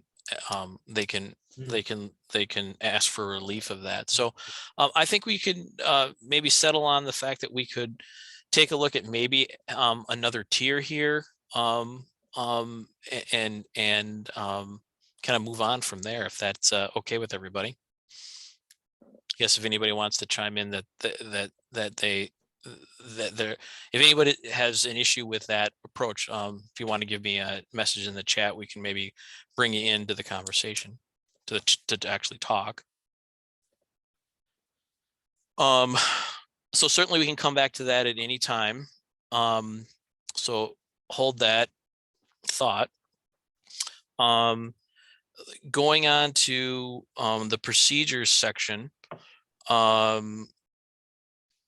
really the comments that came through there, James mentioned that he's looking for the city to have make better use of the website to provide updated information on ongoing projects. And there was another comment that we could also include them more in emails. And so I would say, and Peggy Sue, some of you may have seen that Peggy Sue even mentioned this in the chat already. I think those are good comments, and I think staff does make an effort to include a website for all of the major sites that are development sites that are coming through the pipeline right now. and certainly can look at better ways to communicate that information graphically and user in a user-friendly way on the website, with more detail and more frequent updates with that. And certainly we can talk about ways to include it more in like the weekly email updates and blasts that people sign up for. But I just offer that those are things that are really kind of more administrative, I think, internal discussions, rather than something we'd really codify in the ordinance. And then the other question that I noticed in the chat during Kirk's presentation was some comments from Maggie with concerns about the penalties lacking enough kind of teeth or impact, I guess, authority from the city. So Kirk, I don't know if you wanted to start by providing a little bit more context to those things, or if you just wanted staff to kind of talk about that. Well, I think it might be useful to hear what the real meaning of lax teeth. I guess I would say this, that the city has every available remedy and enforcement tool available by law. That is sometimes different than the perspective of folks who feel like maybe the ordinances aren't being enforced as aggressively as they could be. So I don't think there can be any question that the ordinance doesn't have the tools, but enforcement doesn't happen just because the words are written on a page, right? Yep. Maybe I can just kind of allow Maggie to talk, and she can maybe give us a little bit more specifics on kind of her thinking around this. And then I can provide a little bit maybe more background and context about kind of staff's administrative process and how we enforce the code, and that might be helpful. But Maggie, if you wanted to talk about your question a little bit more. Yeah, and thank you, Jason. I maybe read through this section a little quickly, but it felt that it was kind of wide open. And yes, the city had tools at their disposal, but I feel like sometimes when we have tools at your disposal and it's not spelled out, in this situation, this happens, XYZ, then it opens the city up for interpretation. And then there can be a situation where people feel like they've been discriminated against, and the city is using their discretion. Whereas if it's kind of more black and white, then there's, not an opportunity for that perception. Does that make sense? Yeah. And I guess I would say that I think it's well, I guess I would offer kind of just a quick context of the zoning administration process. And I think Kirk brings up two important issues. There's the kind of codifying or putting down on paper what those standards are. So we have something clear to point to folks. And then what goes along that is how the city's resources to enforce things.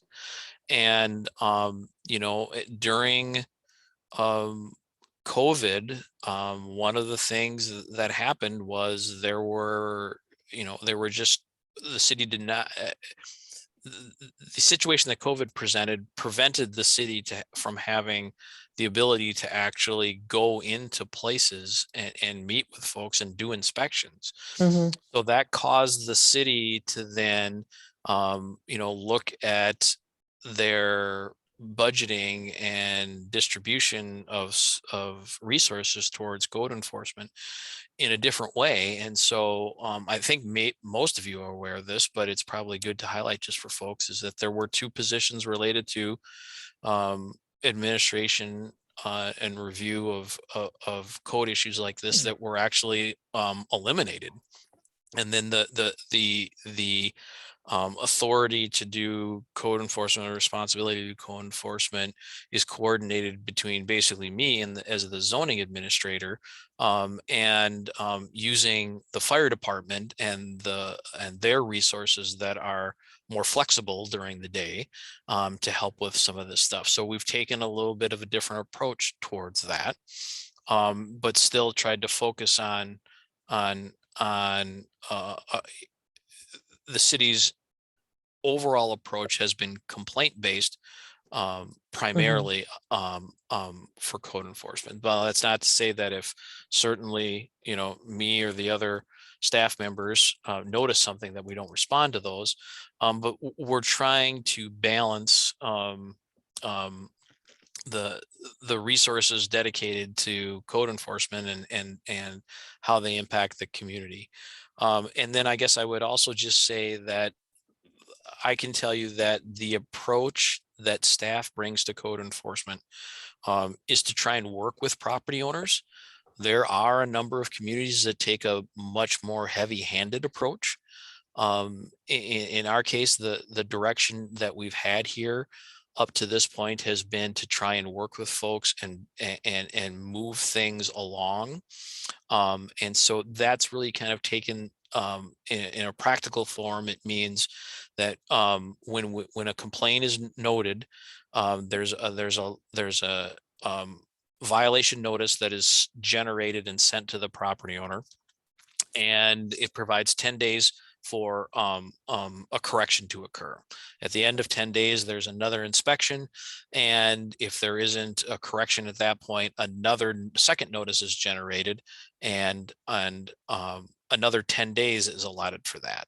And at the end of the second 10 days, a final notice is issued, giving another 10 days for time to occur or for corrections to occur, and saying at the end of that 10 days that citations could be issued, or that the item could be moved on to the city attorney for further prosecution. So to kind of provide kind of the different levels of kind of intensity of response from the city's perspective. And then in amongst that kind of 3 strikes, 30-day time period, it's really assumed, it happens in my experience, that people reach out to us. And some people can say, I can make this correction and kind of apologize for the conditions that occur, and then that happens. And some say, I need more time to correct it for reason X, Y, and Z. And then some push back. And but I think that the philosophy is trying to work with folks, and also having this time period where the violation letters open up a communication channel to try and work with folks, I think has been pretty successful in town. And so certainly other comments about how we could do that differently, we could talk about. So.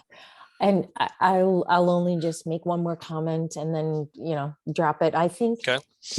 I think that works very well most of the time for most of the property owners. I think it fails when we have problem property owners and difficult property owners. And those are the ones where you do need, I'll say, I feel like there need to be heavy-handed penalties spelled out, because they're the ones that really, and this is, an experience that we've had. And when we've had a problem landlord in one situation, for example, but we don't want our zoning code to just cover all the extremes. I get that. But I also just view it in terms of, my only thought is, as we grow and we're increasing the number of, properties significantly in terms of rental property and so on. And I think it's just something to think about adding or considering going forward. And it perhaps doesn't need to be codified. Perhaps it's policy and procedure at the city level that, is on our website and is available. So just food for thought. Well, and just a couple other comments I would make there. And then I think I hopefully this kind of wraps up, and answers your comments right now, is one other context I would offer about the administrative process is I would offer to to the group the consideration of code enforcement on issues that are visible and outside of a property are much easier to note and enforce. Ones that have to do with kind of the use of the property or things that are happening internal, you know, create an additional level of kind of complexity with regard to people's individual property rights and being able to gain access to things. There are certainly situations where health and safety issues could occur where we you know, we can have the fire department you know, look into spaces, or the police department look into spaces. But there is a balance of individual property rights that we have to take into account. And then I guess that kind of sums up my comment. So Maggie, I think also you know, we can talk more about you know, administratively how the city's dedicating resources to that. So I hope that kind of addresses your concerns. Thank you. Okay. Yeah, absolutely. Thank you. Yeah, Okay, thank you, John. those were the comments that I saw in the chat. If there's anyone else who wants to raise their hand about a comment, we could certainly do that. I guess I would offer that maybe we do it in the form of or in the context of maybe going by section. So I guess I might throw out there first to say, is there any are there any questions that kind of go back originally to the Leslie sections on planned development proposals, the MPD process?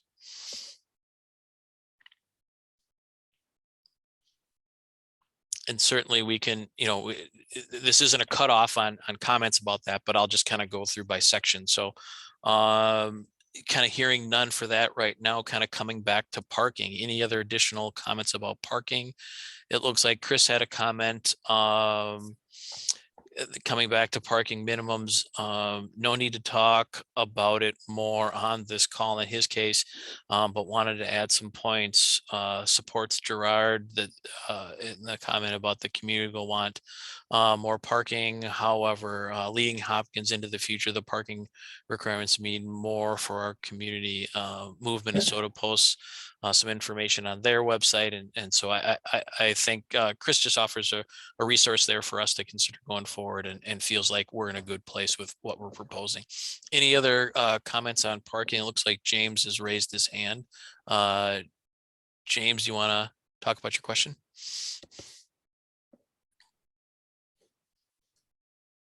I've made it so you can, I've added so you can speak, James. You added Andrew.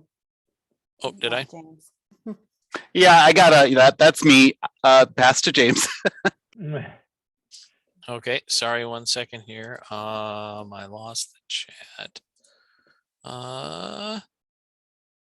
Maybe moved on me here.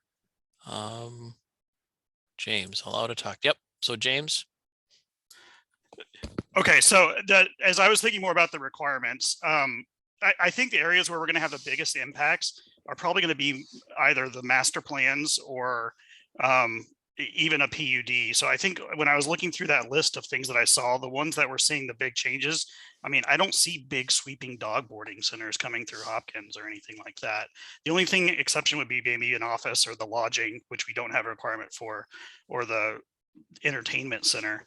But it looks like most of the changes where we're seeing the big ones, even setting aside the whole where they're located thing, we're not likely to see the big things. So this is almost like a small business assistance policy than, you know, helping us have huge amounts of cars driving through. Okay. Okay. Thanks for that comment. Looks like Commissioner White has a question more about procedures, but I wanted to ask any other kind of parking questions since we were in that at that point. Okay. Kind of going on from parking, the next thing down would be signs. Any questions or comments about signs? As Kirk, I think think did a good job of summarizing for us. Really, our code, Hopkins code was updated substantially back in 2005. So it's a little bit longer ago than he had thought, and was actually the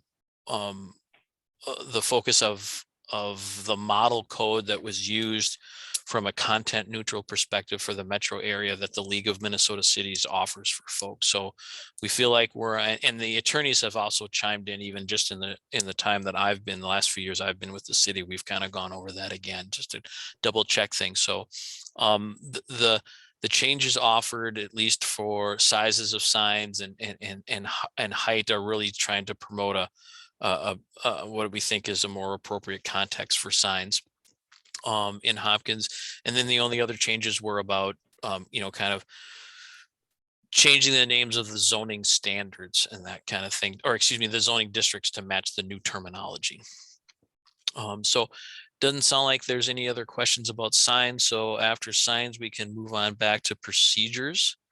And it looks like, again, Commissioner Wright was talking about if we were going to allow development by right for businesses that follow the code. And maybe that comes back to the administrative site plan review process. So Kirk, do you maybe just want to come back to that chart and maybe tee that up more specifically, at least for this discussion point?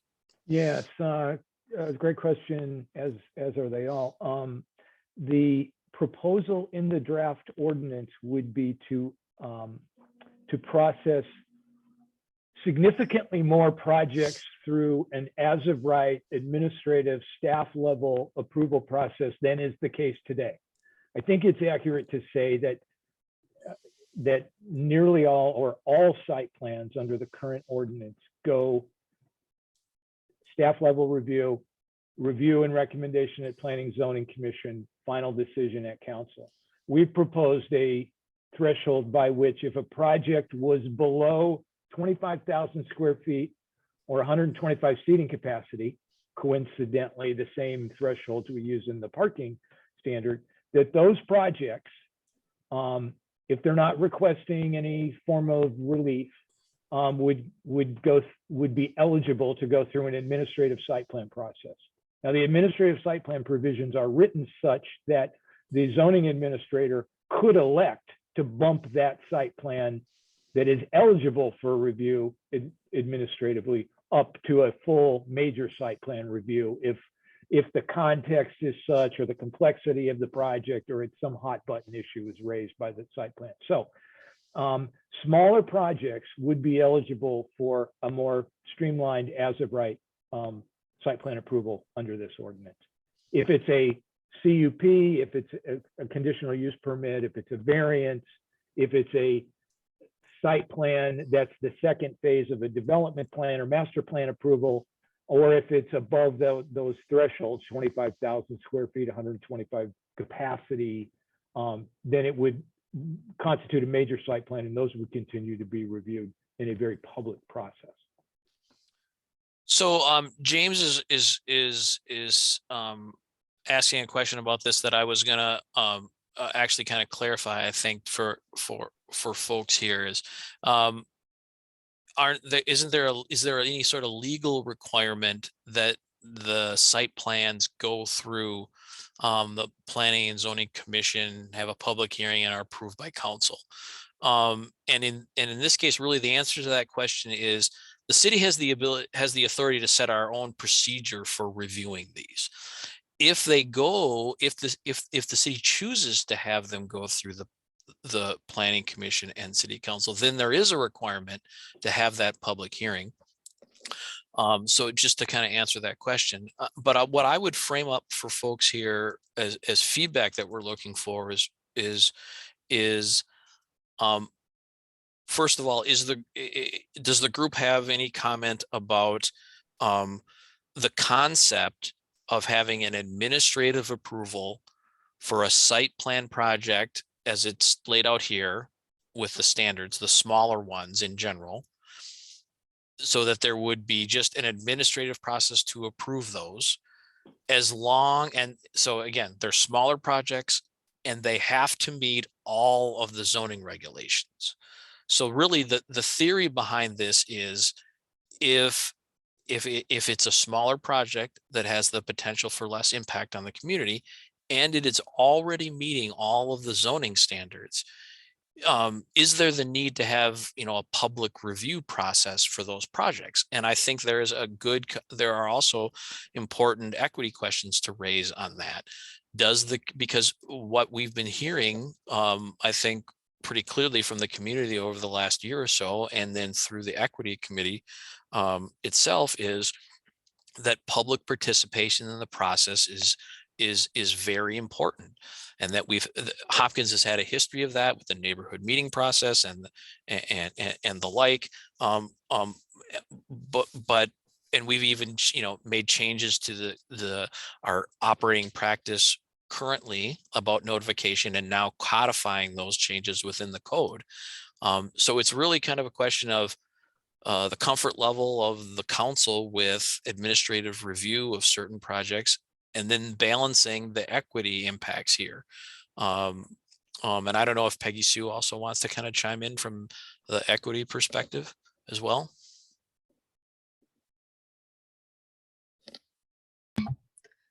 Yeah, I would just agree that we're looking to strike a balance, right? So, you know, for those who participated in the conversations around equity, there's, you know, there's a little bit of a balance that you want to strike by allowing, you know, some things don't really need that full planning commission and council approval.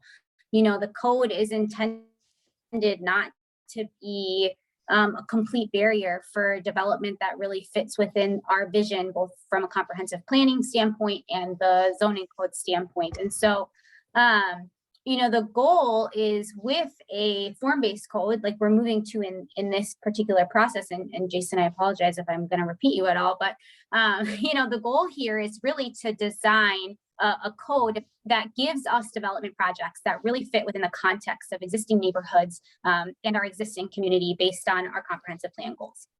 And so there's a balance though, and we talked a lot about this in the equity group, that what we have to take into consideration is that we don't want, with light rail coming in and Hopkins being a really hot place to develop right now, we're seeing that by the number of development applications, that really ends up with, you know, really broad and quick scale gentrification, right? So striking again that balance of that there's lots of things that will be by right in this code because they meet our goals and can be approved easily. But we do want to preserve that public process, right? So we need to have some degree of having community input still on projects. And that type of project is likely to be much larger in scale and have a bigger impact. So, you know, from an equity perspective, that's where some residents kind of brought up that concern of in communities where there's really no public process, they've moved so much to a form-based code that really there's an elimination of that public process. They've sort of seen that really rapid gentrification. And that's not just a zoning related thing, that there has to be other market conditions that create that environment. But we're trying to create that stopping point, right, where we can allow some things to happen that really fit within our form, that fit within the way that this community has been imagined by the community, while also saying if a project is really big, is going to have a big impact, there's still a community project.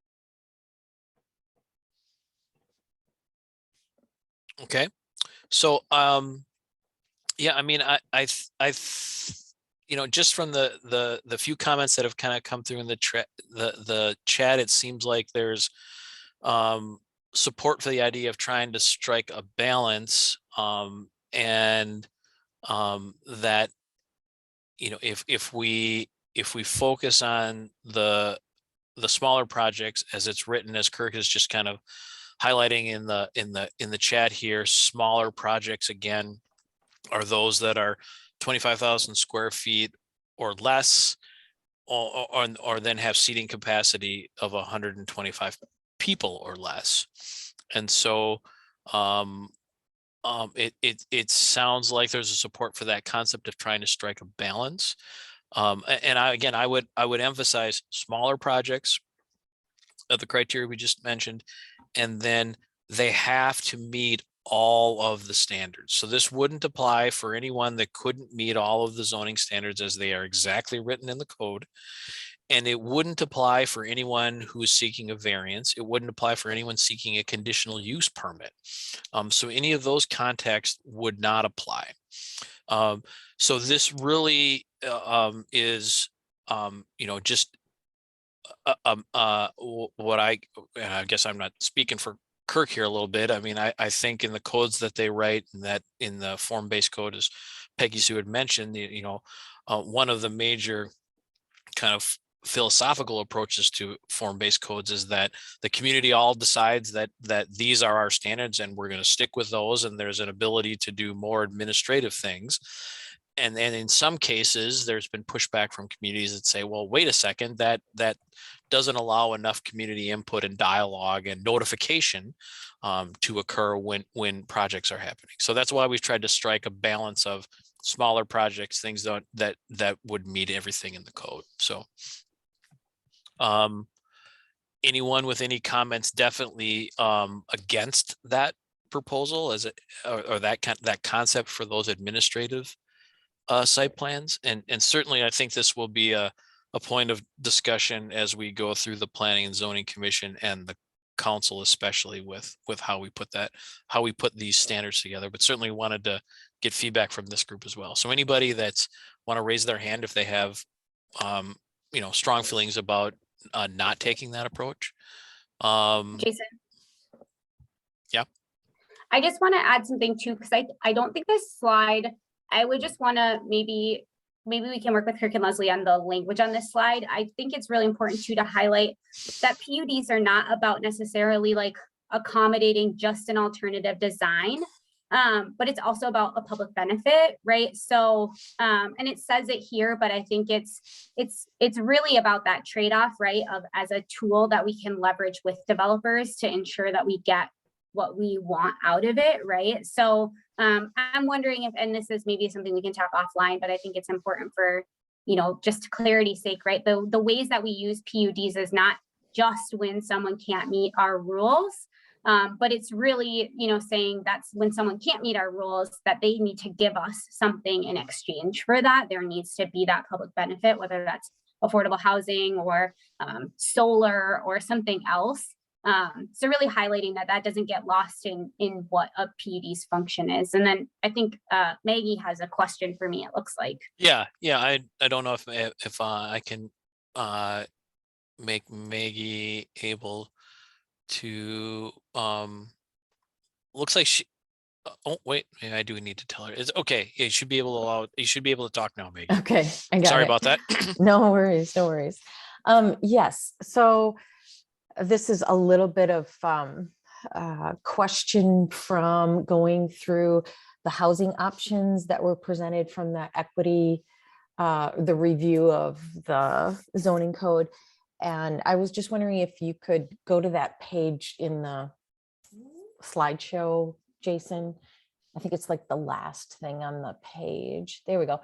Oh, go back there. Okay. Housing options, zones, building types. I think the recommendation, as I'm reading this, 2-unit dwellings in more zones, AUDs, cottage courts, elimination of residential density standards. Is there a specific recommendation as to what zones the 2-unit dwellings would be added? And then, yeah, I guess maybe that's a good place to start. Yeah, that's a great question, Maggie. A continuation from our conversation in the Planning Commission. So as proposed by the Zoning Equity Committee, and I think that is what shows up in this draft code, is that 2-unit dwellings would show up in N2A and N2B, which is the avenues, and then the north or south presidents, Jason, and then parts of South Hopkins. And then the city council is going to kind of get that whole zoning equity review on the 8th of February, where, you know, the zoning recommendation, the group recommendation was that the council should consider expanding that. So in this draft version, it's just that expansion from, it was going to be allowed in N2, I'm going to get this wrong, N2A. Yeah, and we're gonna extend it to- yeah, Peggy Sue, it looks like Leslie's nodding. I don't know if she wants Yeah. to quote exactly from the chart she probably has in front of her, so she could tell us what the base recommendation is currently, and then Peggy Sue can kind of fill in how the equity committee looked at it. And as Leslie's coming getting herself off of mute, I'll just say I do realize that we're a little past time here, so I guess I would suggest that maybe we can kind of wrap up with this question, and then we'll talk about next steps, which will include opportunities to provide written comments to us. So this won't be the end of our discussion. So I'm sorry, go ahead, Leslie. Well, I was just going to say, I don't have that in front of me. I'm opening it, and Okay. it may take me a minute, but I'm pretty sure that the avenues was the only location. So the N2A only, I don't, and then the equity subcommittee had recommended N2B as well. No, I'm sorry, Okay. N1A and N1B. I'm sorry. No, Yeah. actually, I'm sorry. You're both really close, but not quite on it. It's actually We flipped it? N3. Yes, it's Yes, we flipped N3. it. I Okay. knew I had the It's- number yes. wrong. The original recommendation is that their duplexes would be in the N3B district. And that's what's included. That's what originally came from Leslie. Okay. And that is basically contiguous to what we think of as the R1A district right now, which is the avenues, and then the South President's neighborhood, which is that neighborhood just south of Excelsior Boulevard and east of 169 and kind of the super value site. And then Peggy Sue, you can just fact check me as I'm going here. The equity group then included a recommendation to include the rest of the N3A district as basically including, as I've described it, kind of the rest of the grid street patterned area in the community, which would then include that grid streeted area that's in kind of the South Hopkins area. Okay. And then so the third tier would be that the equity group would say that the council should consider duplexes in all zones. And that's a broader discussion for the council to have. Is that an accurate summary, Peggy Sue? Yeah, Jason, that's a perfect summary. And I knew I was getting those numbers wrong. So yeah, if you look Yeah, at this map, the district the names get a original- little confusing, so yeah. yeah, so the original kind of conversation was just around that N3B. So that, medium orange is what I'll call it. So all of the avenues, the South Presidents, and then the zoning equity group kind of said, well, there's more places that are very similar to that. So, which is the N3B. So where Jason has his cursor, and then there's a part in South Hopkins, kind of north of Valley Park, that would also be expanded to have 2-unit dwellings. And the conversation that came from the equity group was that if 2-unit dwellings are a way to expand access to neighborhoods, and that, small size lots like, the avenues could support a duplex, then a larger size lot could also support a duplex. So the conversation of, should we allow for 2-unit dwellings everywhere? And so, does this, in the chat, Commissioner White says, oh my gosh, that it would basically get rid of all single family housing. And I want to clarify, that's not what this would do. So it would not get rid of single family housing. It would get rid of single family zoning if that were to happen, which is a maneuver that many cities have moved to. Most recently, the city of Roseville also went to that. And so the reason why that's not the same thing as single family housing and single family zoning is that at any point you could tear down a house and have either a duplex or a single family home. It would not forbid a property owner from having a single family home or constructing a single family home. And that's a really key difference than, for example, the city of Minneapolis. I think if you tear down a single family home there, you would not be allowed to put that single family home back. So just a key clarification where it's really an expansion of types of housing that would be allowed there, and not a reduction of types of housing. Okay, and it looks like in the chat, there's a number of comments here, and one of them is that Nathan is asked to kind of just be able to talk and comment on this. So Nathan, if you give me just a second, I will open your mic. And I'm sorry, where did you go? Oh, sorry, Commissioner White. I was looking for Nathan. So yeah, your mic is open. Okay, can you hear me? Yep. Okay, so I understand that you're saying that this allows people the option to have a single family home or duplex for all of the current single family homes in Hopkins. But then essentially you're getting rid of the concept of the single family zone. Thus, you get rid of the continuity of a single family neighborhood. Now, I already publicly stated in a meeting that I was opposed to this because the Hopkins Zoning and Planning Committee, it has to balance like future growth with development in accordance with the comprehensive guide and equity, and it must protect the characters and the social economic stability of the city. Now, doing this, I think would actually be a violation of Chapter 102 of the City Code of Ordinances, because that City Code says that while we are entrusted in protecting the character and social economic stability and development that should be beneficial, that this would not be beneficial. The equity subcommittee recommendation that all of the zones be stripped of their single family housing classification and replaced with multi-dwelling classification, this essentially will in the long term have the potential to get rid of single family homes in Hopkins. Now, in general, it's known that single family homes account for much of families' wealth. This is where a lot of middle class, hardworking people in Hopkins have wealth that's built up over the years. This recommendation puts their prosperity and their hard work in unstable territory. It does not create a balance between the comprehensive plan. It is a legal violation of what I think under chapter section 102 that is, that we're supposed to be protecting. And I would argue finally that the recommendation would affect Hopkins residents' built character of the neighborhoods, and that this would be detrimental to our future. I feel very strongly about that. So if that comes off very emotional, it's because I do feel very strongly about it.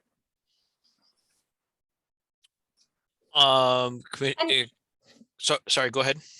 Yeah, and it's absolutely the choice of, the council and at the recommendation of, this committee and residents. I don't think this is why certain things that the zoning equity committee talked about were really intended to be elevated to that level of having the council discuss it, because that's really where that conversation belongs. It's really up to them. It's not up to us as staff at all. So this is just kind of, that report really just aims to document the conversations that occurred in those meetings. So I think that this is something that the council can choose how they want to discuss it in future meetings. So, yeah, and I would just kind of highlight also that I think, as Nathan acknowledged, this generates a lot of interest and strong feelings on all sides of this particular issue. That the recommendation, or the draft ordinance as it stands that would go forward talks about, or just includes the recommendation for that N3B zone, and which is where duplexes already are. James Ward notes that there are some other duplexes around him that appear to be outside of the of the zoning standards that would allow them now or even allow them in the future. And you know, some of that would be that, you know, there are portions of the community that are currently non-conforming, and I can look into it more closely, but I would assume that there are going to be portions of the community that would even remain non-conforming after we're done with the code, because there are just situations that I mean, some of those situations aren't avoidable. So Jason, Jason, Jason, this is also like, some things are already denser than this, right? So some land use categories already allow this. This is a conversation of like the expansion of making other things more dense. So I think there's lots of places that we're not discussing that already have duplexes or larger scale homes, in addition to single family or other types of homes. This is just that expansion of where density can exist. Jason, I responded to James in the chat as well. So the NX1 and NX2 are, you know, part of that Article 3, and they do allow the traditional house, and they allow for multiple units in the traditional house, 2, 3, and 4. So, okay. So his location specifically does allow it already. And then, okay, thanks for that. That's not those are sort of edges and small parts of neighborhoods that already are mixed. Yeah, okay. And then Maggie's comment in the chat is that there is a provision within the comprehensive plan that talks about preserving single family homes, and that is true, that there is a goal set for that. So I think you know, maybe that's a good way to transition into kind of next steps and talk about how we're going to move forward with the code here tonight. But looking at, I don't know if we want to move, if you guys have a slide for next steps. So as we talked about,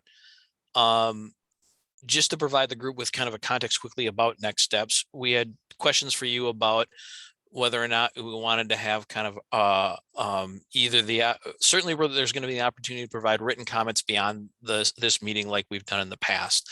The question is, do written comments kind of fulfill everybody's thinking about where the do the opportunity to provide written comments get us to a situation where we feel like you've had adequate time to look at and review the 3 sections and the draft code as it is, and move it on to kind of that public review kind of the next step, and kind of the third phase of our project here, which is the public review draft, or if we feel like we need kind of a wrap-up meeting of this group. Thoughts regarding that, either in the chat, or if you want to raise your hand, we can talk about it.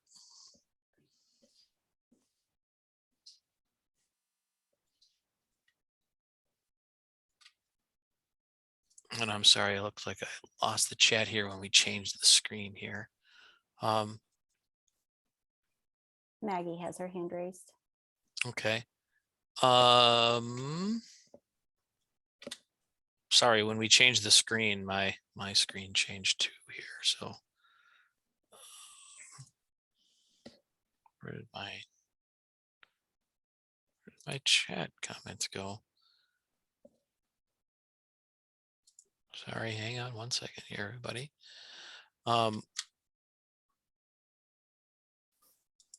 Maggie, did you want to chime in on the subject of comments or next steps? No. Sorry, that was that's just from before. Old. Yeah. Okay. Okay. No problem. No problem. I'm kind of leaning towards for your question, your current question. I'm kind of leaning towards sending it out and just you know, being able to review and digest it again in its entirety, and then writing comments. Okay. The few other comments I do see seems like people are in a place where we could send things out and kind of have a comment period and just judge from there if we feel like one more meeting as a wrap-up meeting is necessary. And I think that's kind of where Kirk and Leslie and I felt the group would likely be. You know, some of the other things that we've talked about here tonight, you know, are larger questions for the council that'll be going forward. I would suggest that that's the course we take, that we can provide an opportunity again for, you know, a time period for written comments, and then we'll kind of follow up with the group and let them know what those comments are, and we can decide if we need to have a follow-up meeting after that.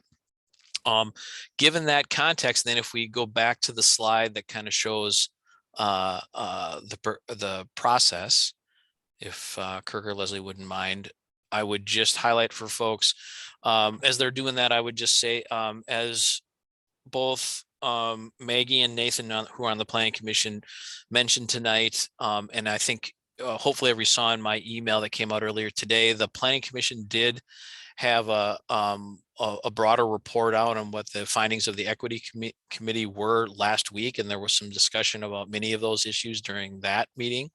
So there's the opportunity for folks to take a look at that meeting online and watch it if you'd like to have a broader, more detailed breakdown from Peggy Sue on what the equity report actually included, and how it's either, you know, we focused on how we've really already kind of either tweaked things or included things in the draft code that's part that this group is looking at, but then there'll be that next set of kind of policy questions that we were just talking about that the council will have further comment on. So after that video is available online for folks to watch. And then next week during the work session, we are going to present kind of an update item for on the zoning ordinance process for the city council to give us some feedback, and we'll be outlining kind of the big changes that you have already commented on in the individual modules, and then some of the next steps and outstanding questions from the equity report for the council next week. And then so after that process, there'd be a little bit of more internal review. You know, we certainly can have comments from you guys, but an internal review and kind of legal review of the zoning code and putting that final draft together, with an anticipation of having that kind of during that public review open house in April. And then moving on to the review, actually hearing and adoption process, with opportunities for a public hearing before the Planning Commission in the late spring and early summer, and then adoption by the council, you know, kind of by that July timeframe. And all of that, of course, is subject to what kind of feedback we get from the rest of the community and the council as we move through the process. And I would say that I just highlight for you, we may or may not have a wrap-up meeting. I would just say, first of all, thank you for everyone who's participated in this process. It got longer because of COVID and the equity process than we really anticipated. I can't tell you how much we appreciate all of you sticking with this process through this longer time frame, and all of the great comments and efforts you've made towards the draft. It's better because of the work and the comments and the feedback that you've given us. And even if we don't have another wrap-up meeting, I would just offer for you that your role quite isn't done here. We'd like you to stay involved during the public review draft and as we go to the council. I anticipate that you would all do that anyway, but we wanted to let you know that we're going to try to carry the recommendations of this group forward as you've given them to us, but certainly you have every opportunity to also participate in that process as we move forward, and we encourage you to do so. So anything else I am forgetting, Kirk and Leslie, for kind of the updated process here? Any other feedback you guys need to move things along?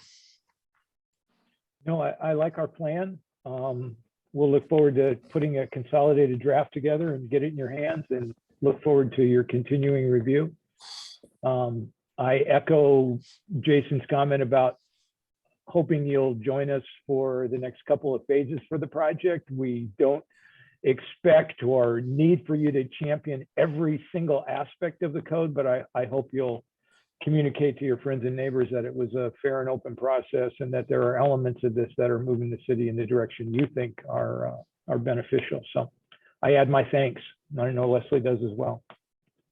Okay. And as we've ran a little long here again, I want to say we just appreciate everybody's time. Again, not only through the whole process, but specifically tonight. Thanks for all your comments, and you can watch for a follow-up email from me about how to provide written comments. Thanks so much. Thanks, everybody. Good Thank night. Good night. Good night. Good night.